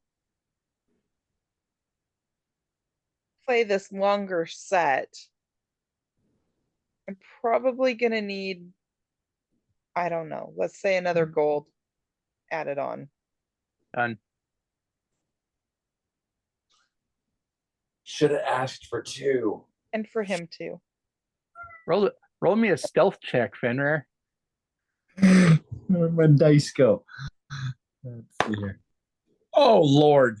Or stealth. That would be As you yell across the room. a 4. Yeah. Your whisper sounded a whole lot more like a fat stage whisper. And she turns and looks up at you. Don't push it, muscle brain. I am curious, what are the pretzels? Oh, so okay. So you got to experience our motivator. The motivator is a potent little critter. He inspires when you've lost the muse. He takes down all your inhibitions and the world is yours. The pretzels, they're anti-anxiety. You're a little too wound up. You take them. And they come in the set of 3 because if you're just having a little bit of a rough day, eat one. And if you're having a complete loss of self, crisis, anxiety, maybe all 3. And then the licorice, those are energizers. They kind of, you're working a double today. Think of them like caffeine, but without the jitters. Kind of nice. There's some truffles that are anti-anxiety and anti insomnia. That's the word I was looking for. So they'll mellow you out and let you get a good night's sleep. We've got a few others that are rather pharmaceutical. Unless you want to get into the adventurous side of things, those are distributed differently, and they're well, they're potent. Best way I can put it is they're potent. Interesting. So, where are we sleeping tonight? Well, I was gonna put you up on the fourth floor with the rest of the servant staff because, you know, it's. But after tonight, you definitely. And she reaches inside a lapel pocket and pulls out a pair of keys. These keys are silver. Pretty sure they're even real silver. She goes up to the third floor, find a door with a silver lock, and this will open any one of them that's not currently occupied. And make yourselves at home. I don't serve a breakfast, but lunch and dinner are completely at your discretion, and you can stay as long as you want.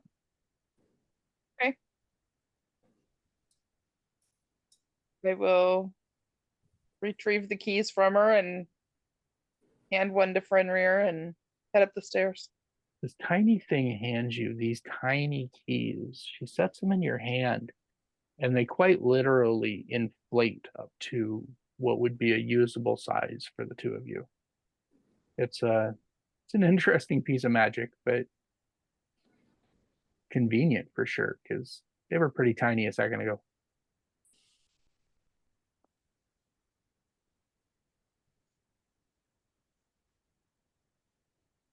We're retiring for the evening. Yeah, I'm gonna head up Yes. to my bedroom. Yes.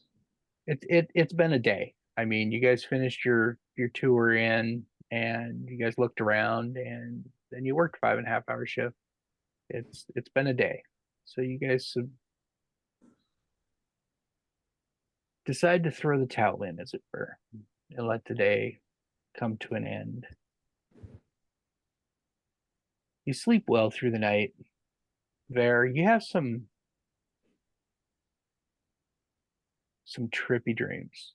Not like trippy, like acid trippy, but a little bit of that inhibition removal still seems to be, and you're thinking about songs in strange ways, and you're thinking about lyrics in strange ways, but it's inspiring. It's intoxicating almost.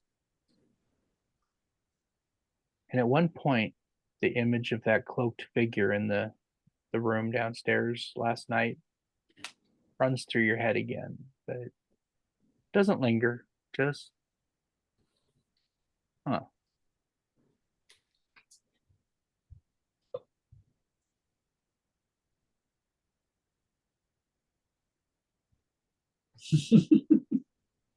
Not our first rodeo.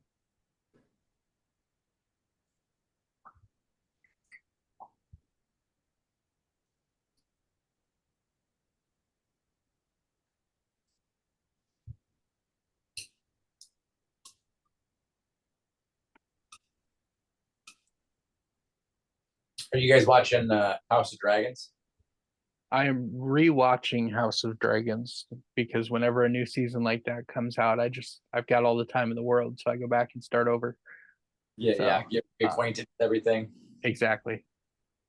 That, and Matt Smith's such a great actor. I enjoy his work. So So you haven't started the second season then yet? No. nope. I haven't even quite finished the first one.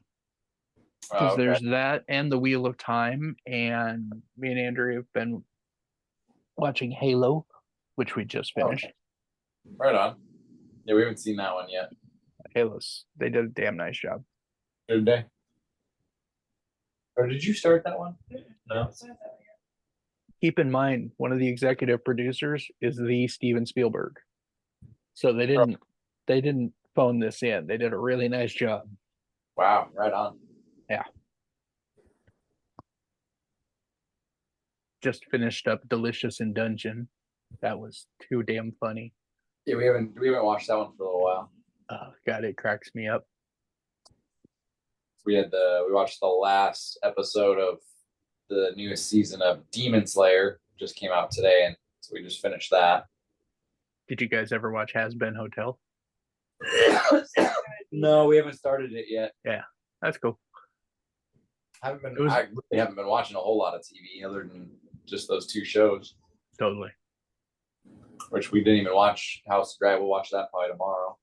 Yeah, Andrea is currently working 4 10-hour shifts at work. So we've had 3-day weekends, but we've had so much shit going on constantly. I feel like we're losing ground. She Right. doesn't get to recover on the weekends like she needs to. So Yeah, I feel that sometimes. yeah.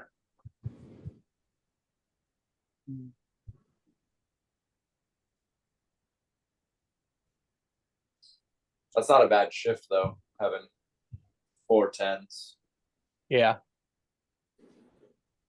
The beauty is it cuts down on the commute. Oh yeah, no, for sure.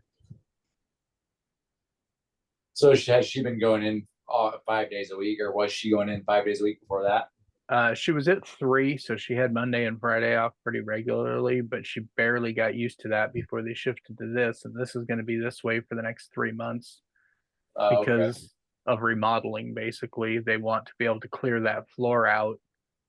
And so they moved her up to the 22nd floor and to 4 10s so Oh. that the contractors can do things like lay new carpet, which is notoriously toxic for the first couple weeks after it's laid. So they need to be able to lay it and then let it ventilate out and all that shit and Oh not really? kill Shit. people. Oh yeah, it's nasty. Damn, I didn't know that. Oh, some of the reasons they moved you upstairs at work for the stinkies and the not healthies.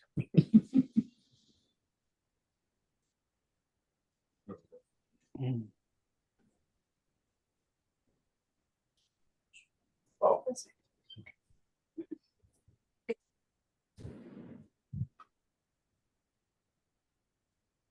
So morning rolls around. You've each got your own room, and it's a decent room. There wasn't a need to fumigate or scrub or any of that. It's a well maintained room. But morning rolls around, and not being ones to just lay in a semi uncomfortable bed for no apparent reason whatsoever, you find yourself down in the common room shortly after sunrise. The place is pretty dead. The front door is still unlocked, aka open, but it's not like hanging open. Outside, you can hear the light buzz of first patrons of the day, and occasional gull or a bell will ring out in the harbor because it's kind of right there too. But for the most part, sunup, not the craziest portion of the day. Okay. I will take my pan flute out this time and plan to do my busking with my pan flute, so I'm keeping it different than what I'm doing at the bar. Okay. And I'm gonna go find myself a nice breakfast bakery. Not too hard to do. There's, like I said, there's shops and stuff, and a lot of it's service based. A lot of it's here, get a box of pastries to take on the ship on your way out, or you've been at sea how long? What can I interest you in that you haven't had in a month and a half? Business is good, or even this early, bread sales and whatnot are popular, but see, and this is how my wife gets her carbs. We role play.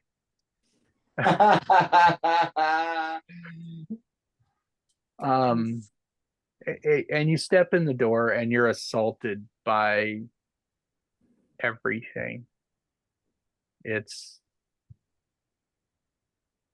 almost overwhelming.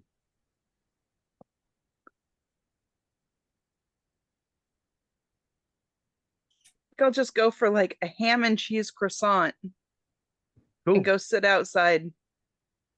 You want to get more than one? I mean, are you bringing Fenrir one? Are you? Oh, no, he's on his own. Okay, cool.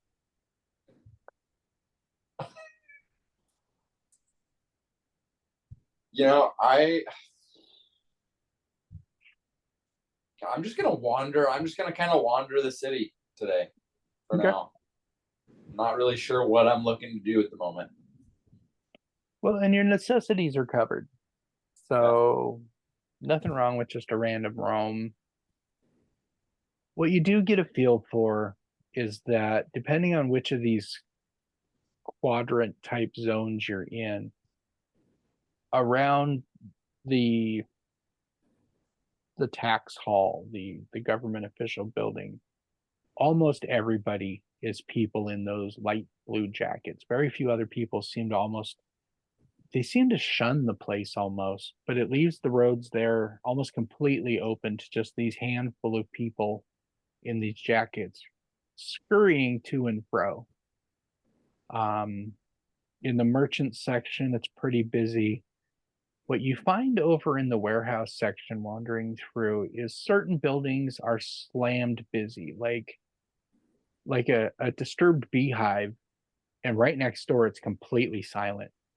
And three more doors down, there's another one that's got three people working in it, but it's kind of quiet. And right next to that is another one that's just rambunctiously busy, and there's 16 carts lined up out front. And you've got these big yoked lads, even some ladies in there that are just ripped, arms like tree trunks, grabbing crates and tossing them back and forth. It's the amount of labor involved. You see people throwing 100-pound grains of flour like it's nothing. Just in the housing district during the day, it's still pretty quiet. As the day goes on, you realize that that part of the district is only busy on outflow and inflow. In the morning, everybody leaves there because they're going to work. And in the evening, everybody's back there because they're coming home, or to their room at least, or to the bar. It's very tidal, which is kind of symbolic considering it's a seaside town. It just runs by its own set of tides, as it were. Around noon, you bump into Tess. Seems less coincidental since you're pretty sure you saw her a couple other times on a side street. And then somehow she just kind of is in the road in front of you and goes, oh, hello. Hello. Can I help you with? Oh, you can't tell me you can't remember me. Oh, I remember you. I just wanted to see how things how are you? Uh I'm I'm fine. Oh, that's good. Well, I'll be seeing you now. And she kind of just melts off into as riotous as she's dressed, she steps off into the crowd, and moments later she just blends away. Huh. I'll just kind of scratch my head a little, puzzled and keep walking around.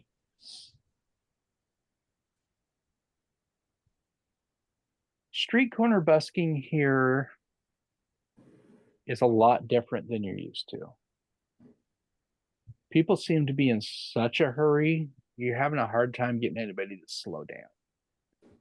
Your music gets their attention, they look and they kind of nod, but real low take on the actual busking part of it. They're either penny pinchers or don't stay long enough to a few coins, sure. It's working on it, but you'd be surprised if you made a gold piece all day at this rate, which is kind of shitty income for you.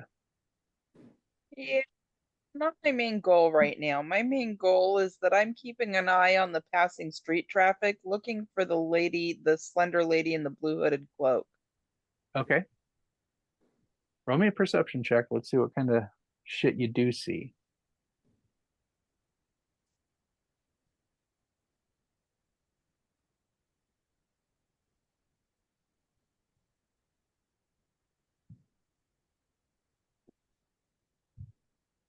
Okay. With a 14, you don't see hide nor hair of her. but you do see a familiar face. Kind of surprising to see it here. But you see the young urchin slash rogue who you kind of knew a little bit from the last town, but lost track of in the last few days you were there.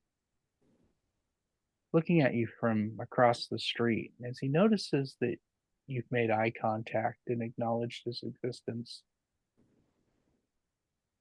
he makes a gesture to you that you recognize as a little bit of some rudimentary thieves' cant that in the time you got to know him in the last town, he taught you a couple things, which was cool. And he basically says, "Here, midnight," and then disappears into the crowd. Where you're at's only a couple blocks away from where you're performing tonight, so would seem reasonable. There's no rules about being out in the nighttime or anything. So What time? The- Oh, go ahead. I was gonna say, I'm gonna go back to the tavern / inn, eat lunch, and then take a nap, knowing I'm gonna be out late. cool. I was Benner, just, what time is our performance or her performance at? sundown, which is basically we're looking at probably 8:30, 9 o'clock at night. Okay. So last night went past midnight. Okay. Got it. So let's call it from like 8 to 11 would be your normal 3 hours. Okay. I'll go ahead and find my way back to the inn as well, or the tavern or whatever, and go have some lunch. Yeah, you both kind of end up staggering in about the same time looking for some lunch. And there's sandwiches available just for the grabbing. It looks like numerous people come in. Bartender, you notice other people as they step up, they'll drop a silver piece and take a sandwich. And when you guys step up, he's like, kind of waves his hand off on and points down towards the end of the bar. And sitting down there is what looks a hell of a lot more appetizing than a worker's sandwich. All right. Minnie told us, well, she told us if we scared you off by not treating you right, she'd skin us, and I believed her. Well, I thank you for the very kind of treatment. You know, so you've got like a Reuben sandwich, and it's got a little pickle spear next to it that is carved in the shape of a swan, and Oh, that sounds And so salad good. and a little bowl of soup. right, and the Right. salad is ice cold, and the soup is just piping hot. It's perfect. A little piece of garlic bread on the side that's still steaming. French It's- onion, right? Oh, how'd you know? Oh, because I love French onion soup. Yes. Oh man. Did you guys chat at all during lunch? Is there any collaboration or conversation? Well, Tell them that I have this meeting at midnight that I have to figure out how to get out to. I mean, as long as you get out of here before it gets too late, I guess. It didn't work last night. Don't play the extra tonight, I guess. I don't know what other option you've got. No encore for the encore. Yeah. That's what I'm hearing. By the way, I saw Tess, was it? Yeah, the bright, colorful Yeah. cat lady. Yeah. I ran into her today. Interesting. I don't think it was a coincidence. I think she's stalking me. As cats are wont to do. Yeah, she's it was interesting. Anyways. Well, can you help me try to, maybe let me know about 11 that I need to start calming things down so people leave tonight? Yeah, it's easy enough. There's a big clock on the wall like they have in the gymnasium at like Okay. elementary school with a cage over it so it can't be broke so easy. Yeah. Nice. Right. Just in case somebody throws a chair. No Yeah, right. dodgeball. Exactly. See, we're all on the same page. Okay. So I'm gonna go take a nap. Have fun. I'll see you later. That sounds kind of nice, actually. I'll go take a nap too. Not a lot going on.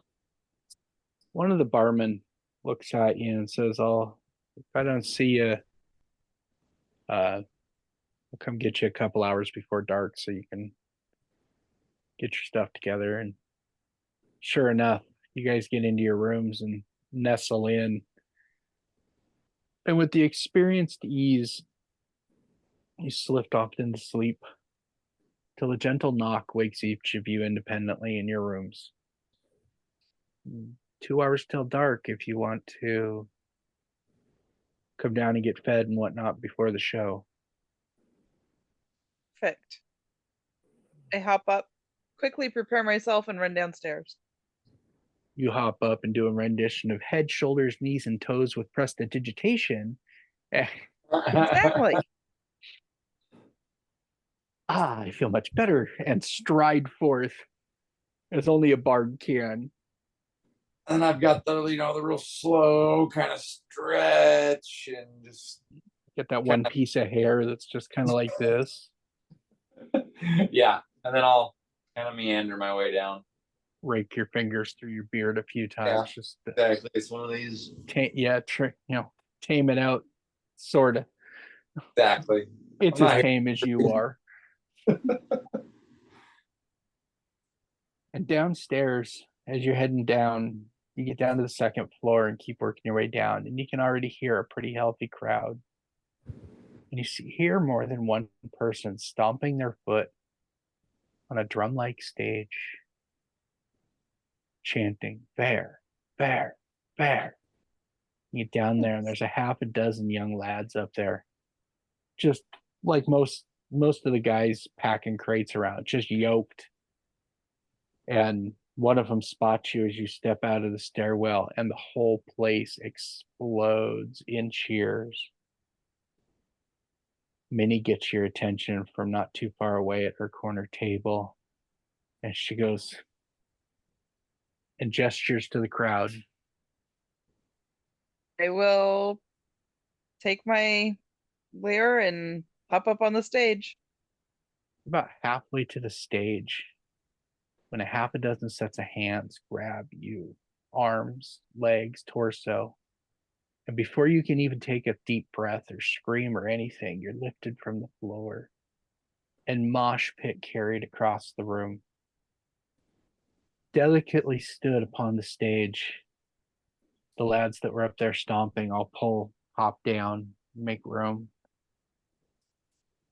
Somehow the light hits the stage like a spotlight almost, and you see a wash of eyes down below you, just transfixed. For a brief moment, this whole room is utterly silent. And then you hear one set of hands.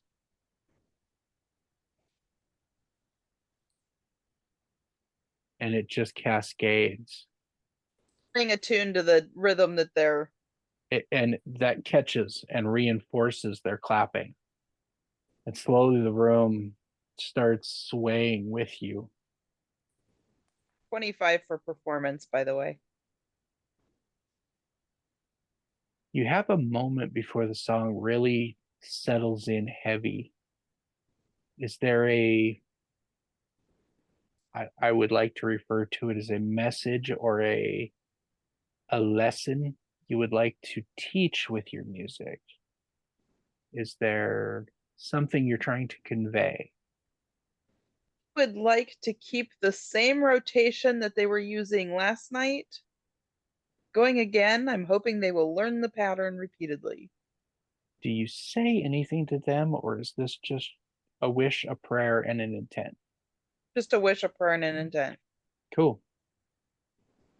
Well, whether by hook or by crook, as the music starts, you see the shift.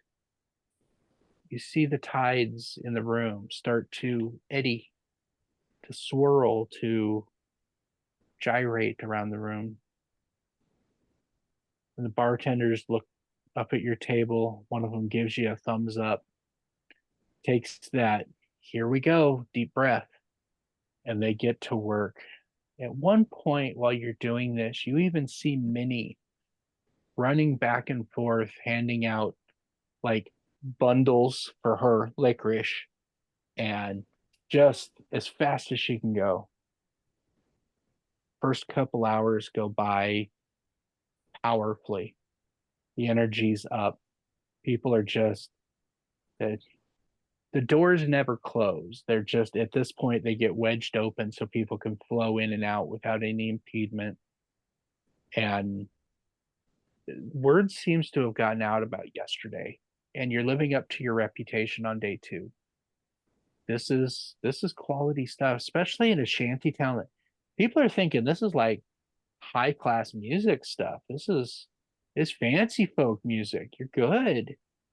I mean, it's still good boot stomping music, but usually they're listening to somebody on a tin whistle and a 3-chord guitar at best.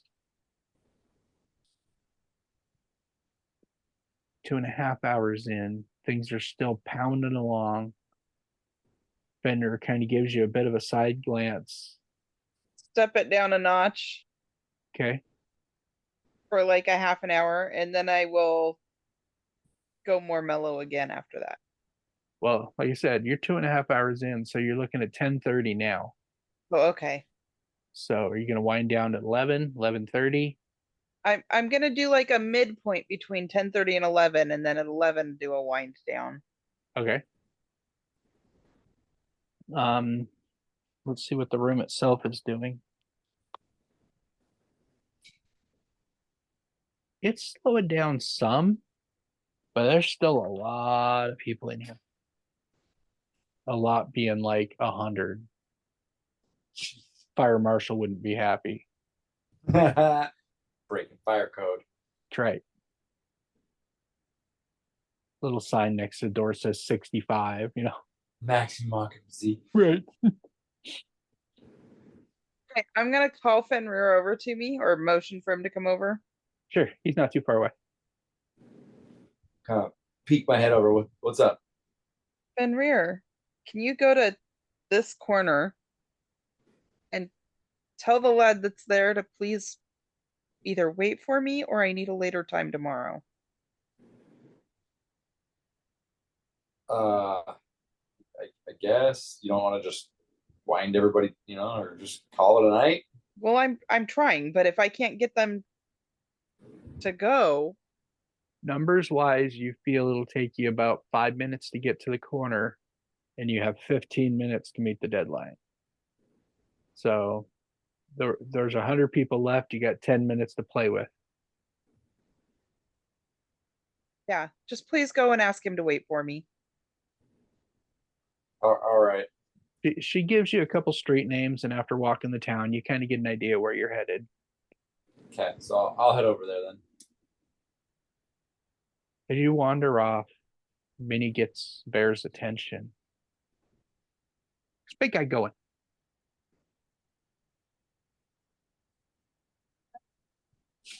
Yeah, I was supposed to be at, but it's not looking like I'm gonna make it. You could have said something. Business is important.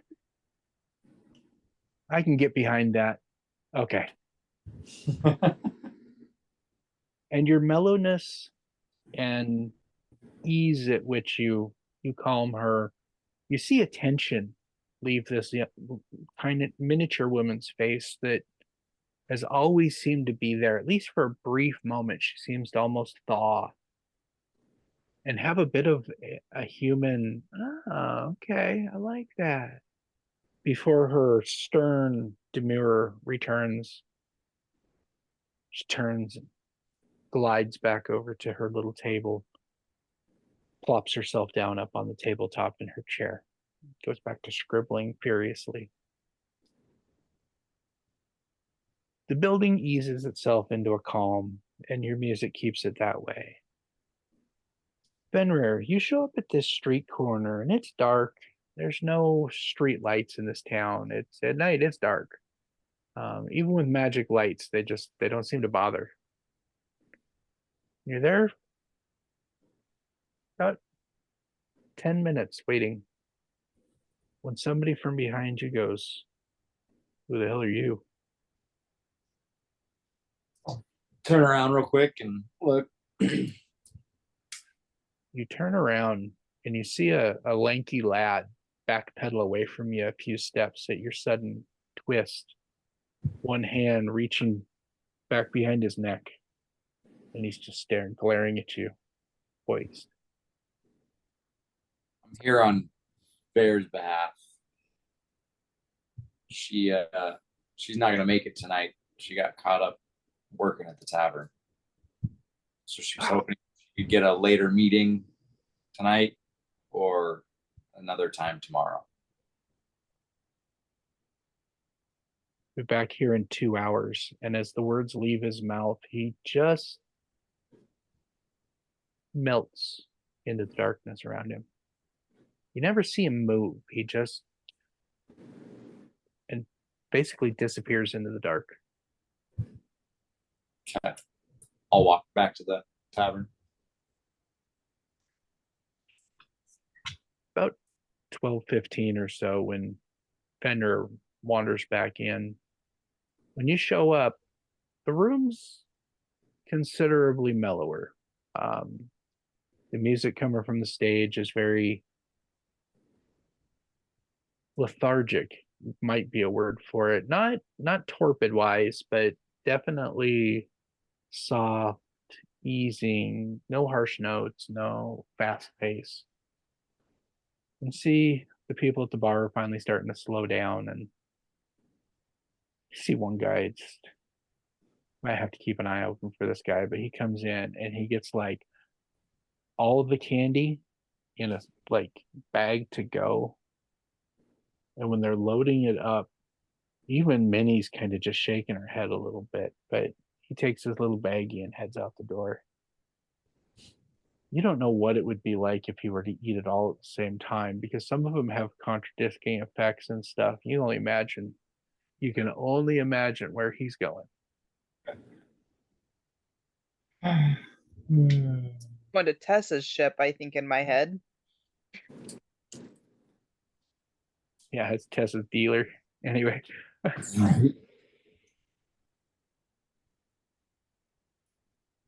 About 1 o'clock, people finally, it just finally gets to the point where not between your hand and the people in the room, just the energy's gone.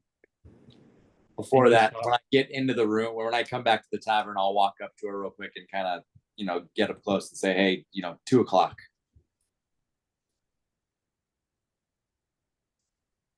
Nod and keep playing. Perfect. So at 1, things quiet down enough that one of the barmaids comes over and she's like, "You've done more than enough tonight. The mistress is more than pleased," and gestures to the bar again. And there's a collection of late night desserts and coffees and stuff set up on the bar. Could double as a breakfast tray at the same time, but at this point, it's being offered as a late night snack.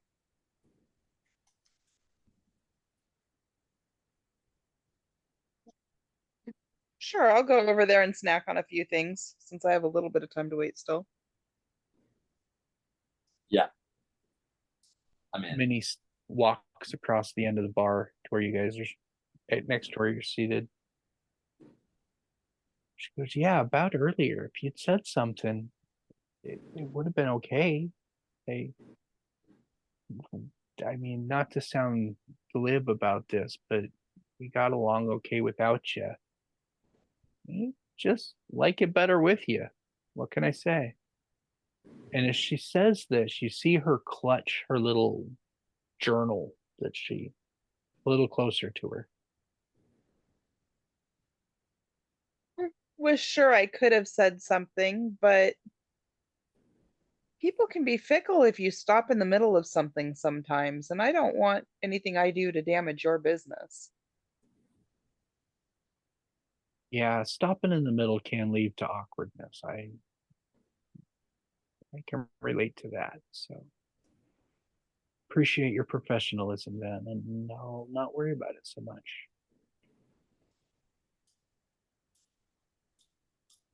See you again tomorrow. She nods, and as she turns, she goes, hopefully I didn't cost you an opportunity, but if it's interviewing to work at another one of these establishments, let me know how much they're going to pay you, and I might be able to do better. Just kind of smile and say deal. Nods her head and turns away quickly in fear of ruining a positive note. She disappears off the end of the bar. It's about 1:30 at this point. It's going to take you 5 minutes to get there. Anything else you want to do? Bar is virtually empty at this point.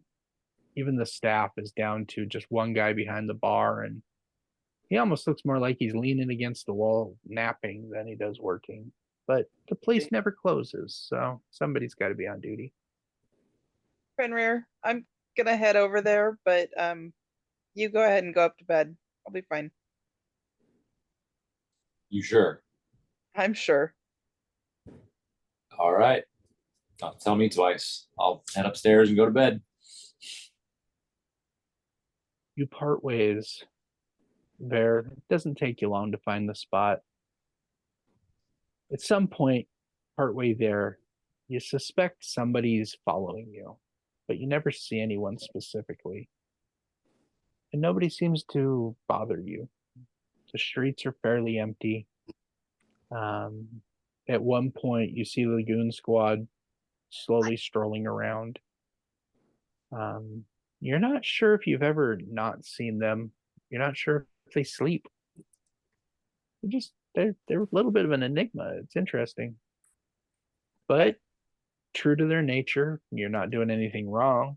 They don't bother you.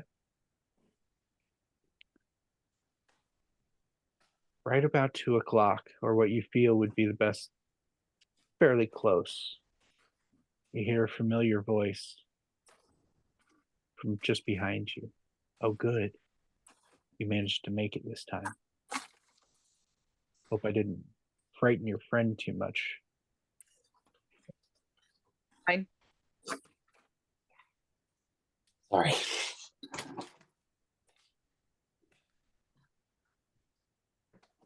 So, what have you got for me? Have you happened to meet a rather interesting character by the name of Tess in town? Yes, I did. What I have for you is Tess. She's got something she's working on and has kind of put feelers out there looking for help, looking for reliable. If it's something you think you might have some interest in, I can vouch for you. I can at least get you an interview. The sounds like it might really fit in your alley of inspiration, song material, and whatnot, which I utterly respect. The danger seems indetermined at this point, but they're hoping it'll go easy. But they want to make sure that they've got, well, frankly, for lack of better terms, the bite to back up the bark where they're going. It's not really a safe place. Interested in an interview. Any idea when this job is supposed to take place? It's in the planning phase, which usually means at least a few more days to get things organized and together, possibly longer, not knowing any of the details myself. But I've sent a couple other people his way, and he's taken them on board fairly well. So, yeah, Keep flipping between she and he. it happens sometimes. And your rogue kind of just steps backwards into the darkness and vanishes.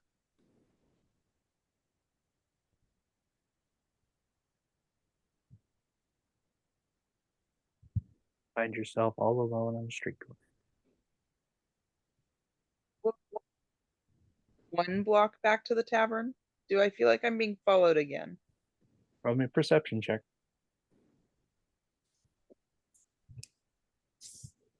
Well,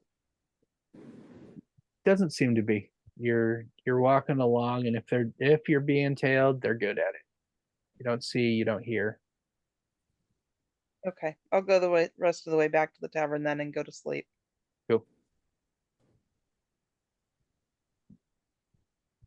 Morning rolls around, and you guys find yourself awake. A new day in this salt air, brine smelling town. The docks are already bustling with activity. You hear plenty of shouting, the creaking of ropes, the shouting of workers and longshoremen, occasional horse, etc., etc.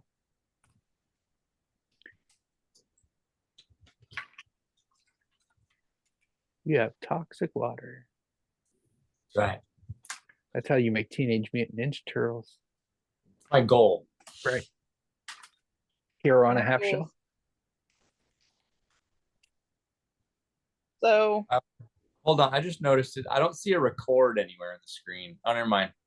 It is top left corner on mine. Yeah, I see it now. I had to like hit the little thing to make my screen refresh.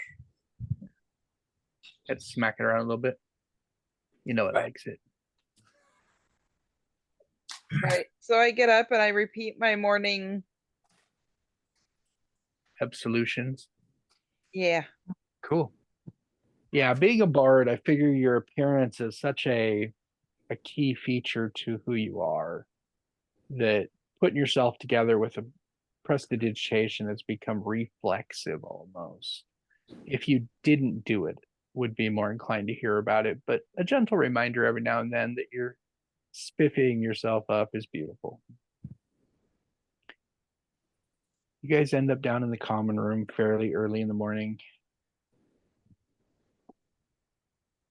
The lad still behind the bar is slowly dishing out proverbial hair of the dog to an occasional customer that comes in looking a little less than perfect.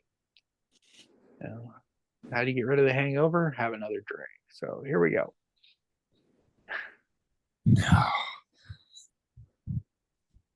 All right. I think I'm gonna spend the day I'm gonna go get my breakfast, do my quiet breakfast thing, and then I'm gonna spend the day wandering around town looking for the lady with the hooded cloak again.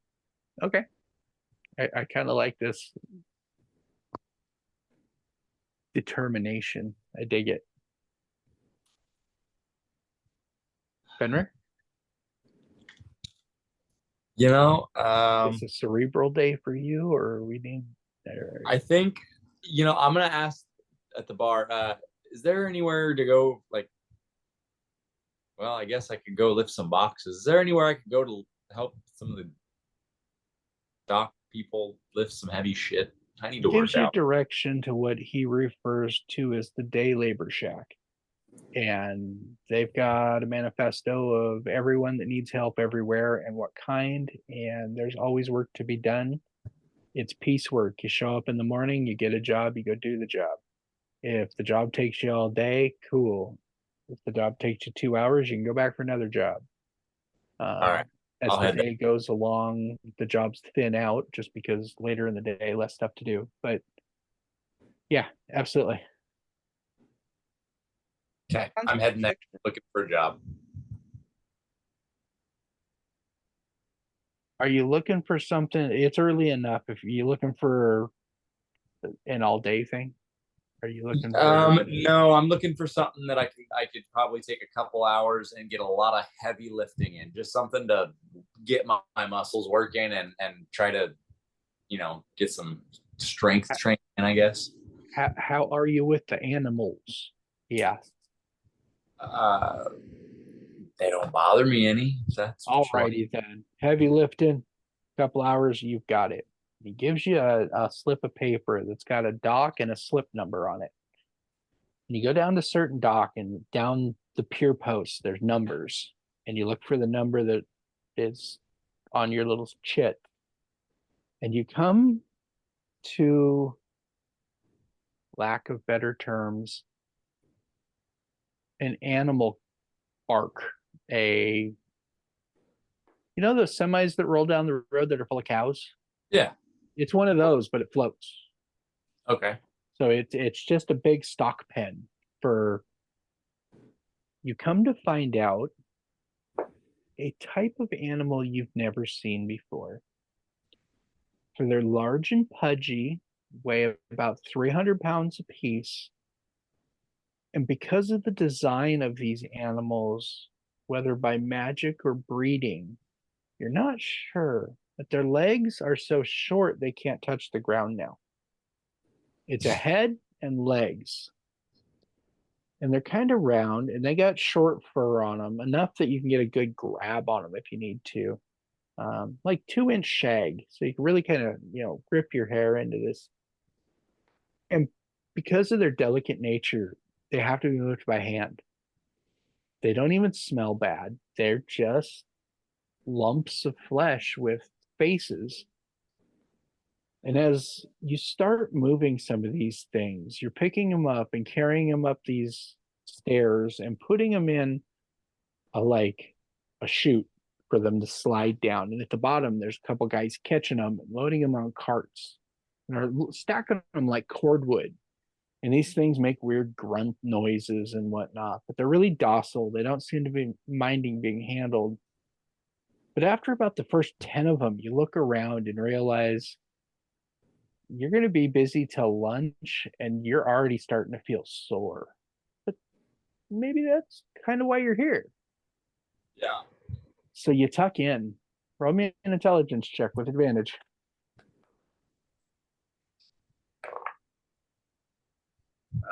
15.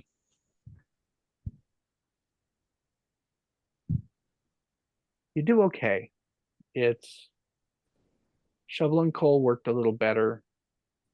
This almost gives you almost enough time to think for it to be a problem. You have flashbacks, you have PTSD moments.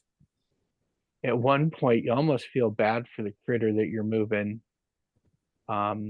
As you're doing this, you come to find out they're called York, and they're imported from another continent, and they're a delicacy. So there's big demand for them. You find out each one of these York is worth about 600 gold pieces on the right market. They're hard to come by. They're hard to keep alive. Usually about 50% of them survive the trip. And as you hear that info, you look around and about half the pens just seem empty. You have this brief mental image of an entire line of bobbing dead Yorks all the way across the harbor and out into the ocean and across to wherever this other distant land was as they expire and are doodly tossed overboard so they don't create problems. Call them Yorks. York, York. York. It's a York with an N in there, I guess, but it's a York. And while you're carrying them, you kind of get an idea maybe where that name comes from, because the weird noise they make, presumably communicating, kind of sounds a little bit like the word York. Makes sense. It's a stretch, but maybe. There was that one that it sounded real nice and clear, the first one they ever found, and these ones,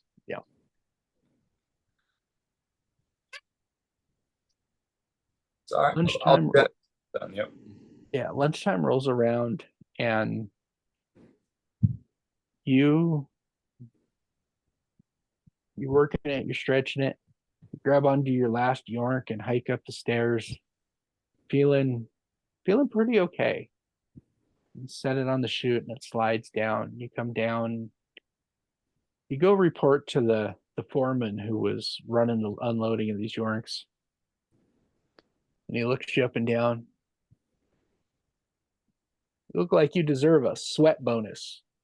And he reaches under the counter and grabs an extra gold coin and sets it on top of the 5 that are already there and slides them to you. Appreciate it. I'll grab my coins and turn around and head back towards the inn for lunch. For lunch, I want to go over to Tessa's boat. Okay. Riding solo or bringing him with? Hello. Okay. You head back and you pop some lunch. Ver, you start walking down the pier past the narwhal name tag sign. As you get closer to the ship, you see a somewhat loudly clad individual lean over the edge. Oi, what you want? I hear Tess has some jobs. Where'd you hear that nonsense? From her? Hmm. You met me and my friend here at the dock 2 days ago, and She looks around. Friend? Who we? well, he's not here with me right now. Well, best you should shove off for now. Tess isn't here. She's up in town somewhere, and until she's back, she can't entertain visitors. And when she's not here, she doesn't like people around her boat. Sense. I'll head back to the tavern. You head back down the dock. You can feel the sailor's eyes upon you the whole way off the dock.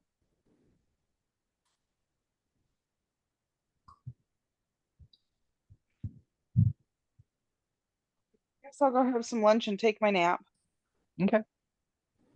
You show up about 5 minutes behind Fenrir, who's already tucking into a well-roasted half a chicken as part of his lunch. The other people are still coming in for their midday sandwiches for silver, and standing almost between the 2 plates, you see Minnie. Her arms are kind of crossed and she's looking at Fenrir. Fenrir, she's been standing there most of the time. She showed up shortly after you sat down. Didn't say a word. She's been standing there with her arms crossed, just looking at you. Just looking at me. Yep. Go over to him, prestidigitate a couple times, and then sit down. Minnie turns and looks at you. Turns and looks back at Fenrir. Having a crazy idea. I was gonna ask if I did something to offend you. Oh no. If you'd offended me, I wouldn't have waited this long. Trust me. She turns again. He kind of looks kind of pensively down the bar. What would you guys think of having a theme night? Something to really draw them in.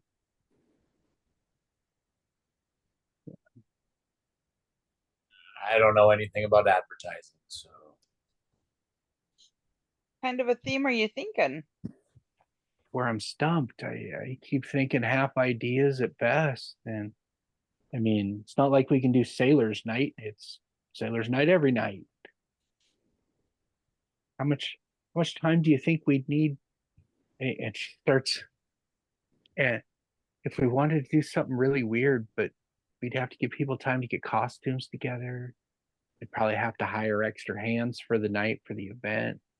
Do you think it's worth it? And she's looking back and forth to you like, I don't know that we're going to be here long enough for that kind of an endeavor. She takes a step back and puts her hand over her mouth in a mild gasp. Because you're already going to leave me? Well, I don't have a new job lined up yet, but we are kind of fond of traveling and not staying in one place for too long. Huh.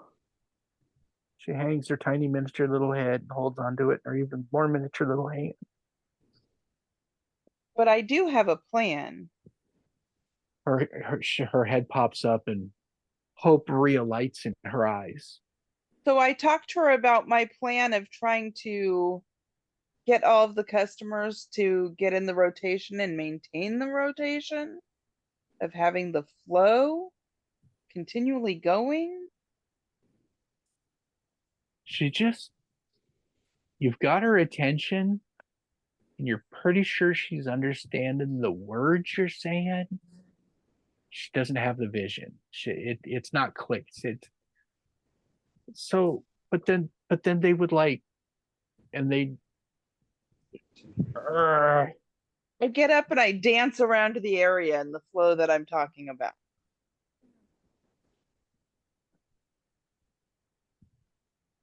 We keep the customers going in this direction. She's watching, and again, it's just something's not. The spatial awareness doesn't seem to be there, or something. Well, all right. I'm hoping that I can get it ingrained in them before I leave anyway. So what you're trying to do is train them like a puppy? Yes. Okay. And she's still kind of chuckling. Maybe like a mule when they go around those like turnstiles and keep the grain going. She stops, strokes her chin briefly as she steps off the end of the bar down her little staircase to the floor. And you can hear her kind of mumbling to herself, like mules. Make a move like mules. And she gets out of earshot at this point. Leaves you to finish your meal. Can only imagine what interesting things I've got her mind thinking about now. Before lunch wraps up, the front door to Minnie's establishment opens. And in steps Tess in all her glory. Ah ha ha! I'm so happy to catch you both here at the same time. It'll save loads of hassle. I hear you're looking for me. And he strides up to the bar in his utter flamboyance of outlandish pomp, and she's decked to the nines. There's a gentle perfume wafting off of her. The eyelashes are done beautifully. The makeup is flawless. The costume is stunning as usual. You suspect there's prestidigitation going on keeping her in her perfection as well. The voice booms out. How can I be of service? Well, heard that you have some jobs available. And I heard you're reliable. So let's talk. As he says this, he looks at Vare. She rubs the edge of her nose a little bit, then looks back over at Fenrir, and then keeps looking at Fenrir. I'll just kind of like look towards the bar and grab my drink. If work is what you're looking for, there's plenty of that to go around. What I'm looking for is something a little more adventurous, a little bit more risque, if you will. Something to get a girl's pulse pounding. Sounds like exactly what I need. She turns and looks at Fenrir. I can think of a few ways you could get my pulse pounding, but otherwise,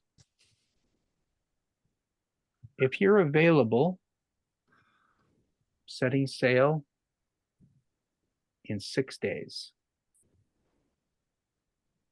I expect we're going to be at sea for about a week. If all goes well, we should be back a week after that. Should get us back before the storm season sets in too hard. But what I need first from the two of you is, let's call it a dress rehearsal. My ship's sitting out there. I'm sure you've noticed her. Isn't just for show. So, what I propose is tomorrow around lunch, you meet me here in the common room. We go on a quick tour. We take a jaunt to see how well you hold up on the ocean. Your big friend here has expressed an aversion to water. I'm gonna make sure he's gonna hold up. If that all goes well, we'll have you back before sundown, and we'll call that a second interview if you're still interested. I can't guarantee your safety on any of these voyages, but my crew's capable. You guys have seen the ship. It's well tended, it's well kept, it's big. It's 100 foot long from stem to stern, and it's 30 feet wide. It's got gun ports on it. Granted, every one of them's painted a different color of Skittles, but they had gun ports and presumably guns in those, even though right now they're closed. You've also heard mumblings around town about Tess knows her shit. She's known in these waters. She's a tried and true captain, and her crew's pretty reputable. The people have talked good thing.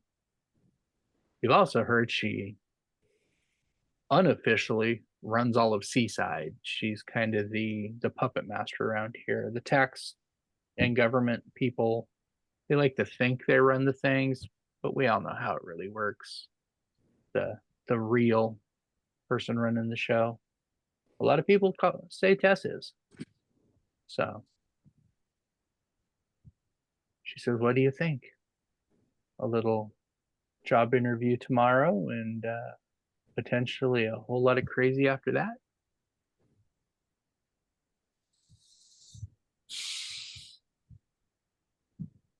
I guess.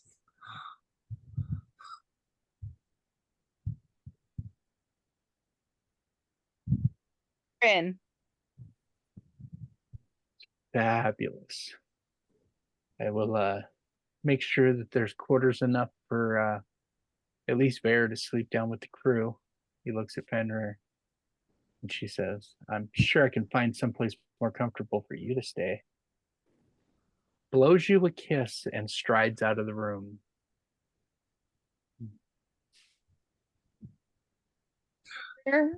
I'm not sorry.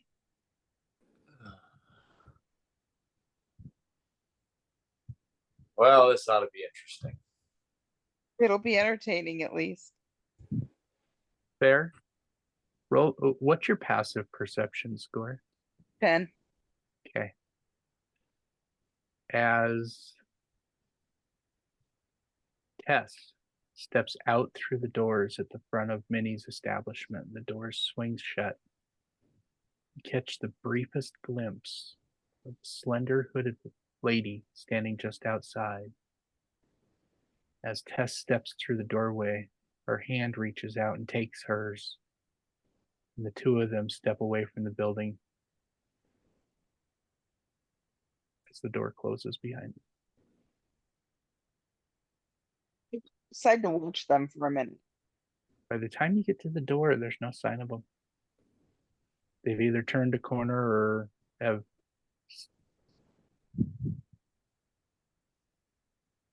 Again. How are we holding up, folks? We're after 9. I'm Yeah, a I'm bit pretty tired. done. Yeah. Yeah. You're looking both a little peaked, and it's been a long day. So sounds like a plan. I can go back and watch this and actually take notes on all the crazy shit I said. And I got to tell you, there's something magical about being able to just open it back up and watch it.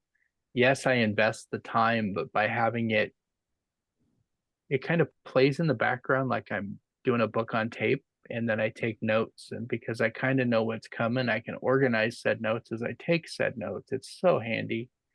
And then I bet. can That helps. rewind and watch it again. It's like a reporter with a tape recorder. And holy shit, why did I ever say that? Oh, Yoink. yeah. That's Yoinks. fun. You gotta love yoinks. Oh yeah. We're gonna have to find the land of the yoink someday, just because it'll be awesome. You wanna say that? Huh? You want to say good night? Oh, good night. Good night. Yeah. Guys. We'll talk to you guys next weekend.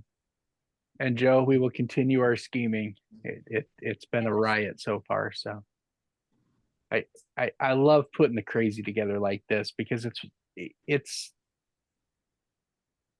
not like it's a jump scare, but it's the dun dun dun moments that is hard to come by elsewise in this game. And it's like crack for my brain. I love it.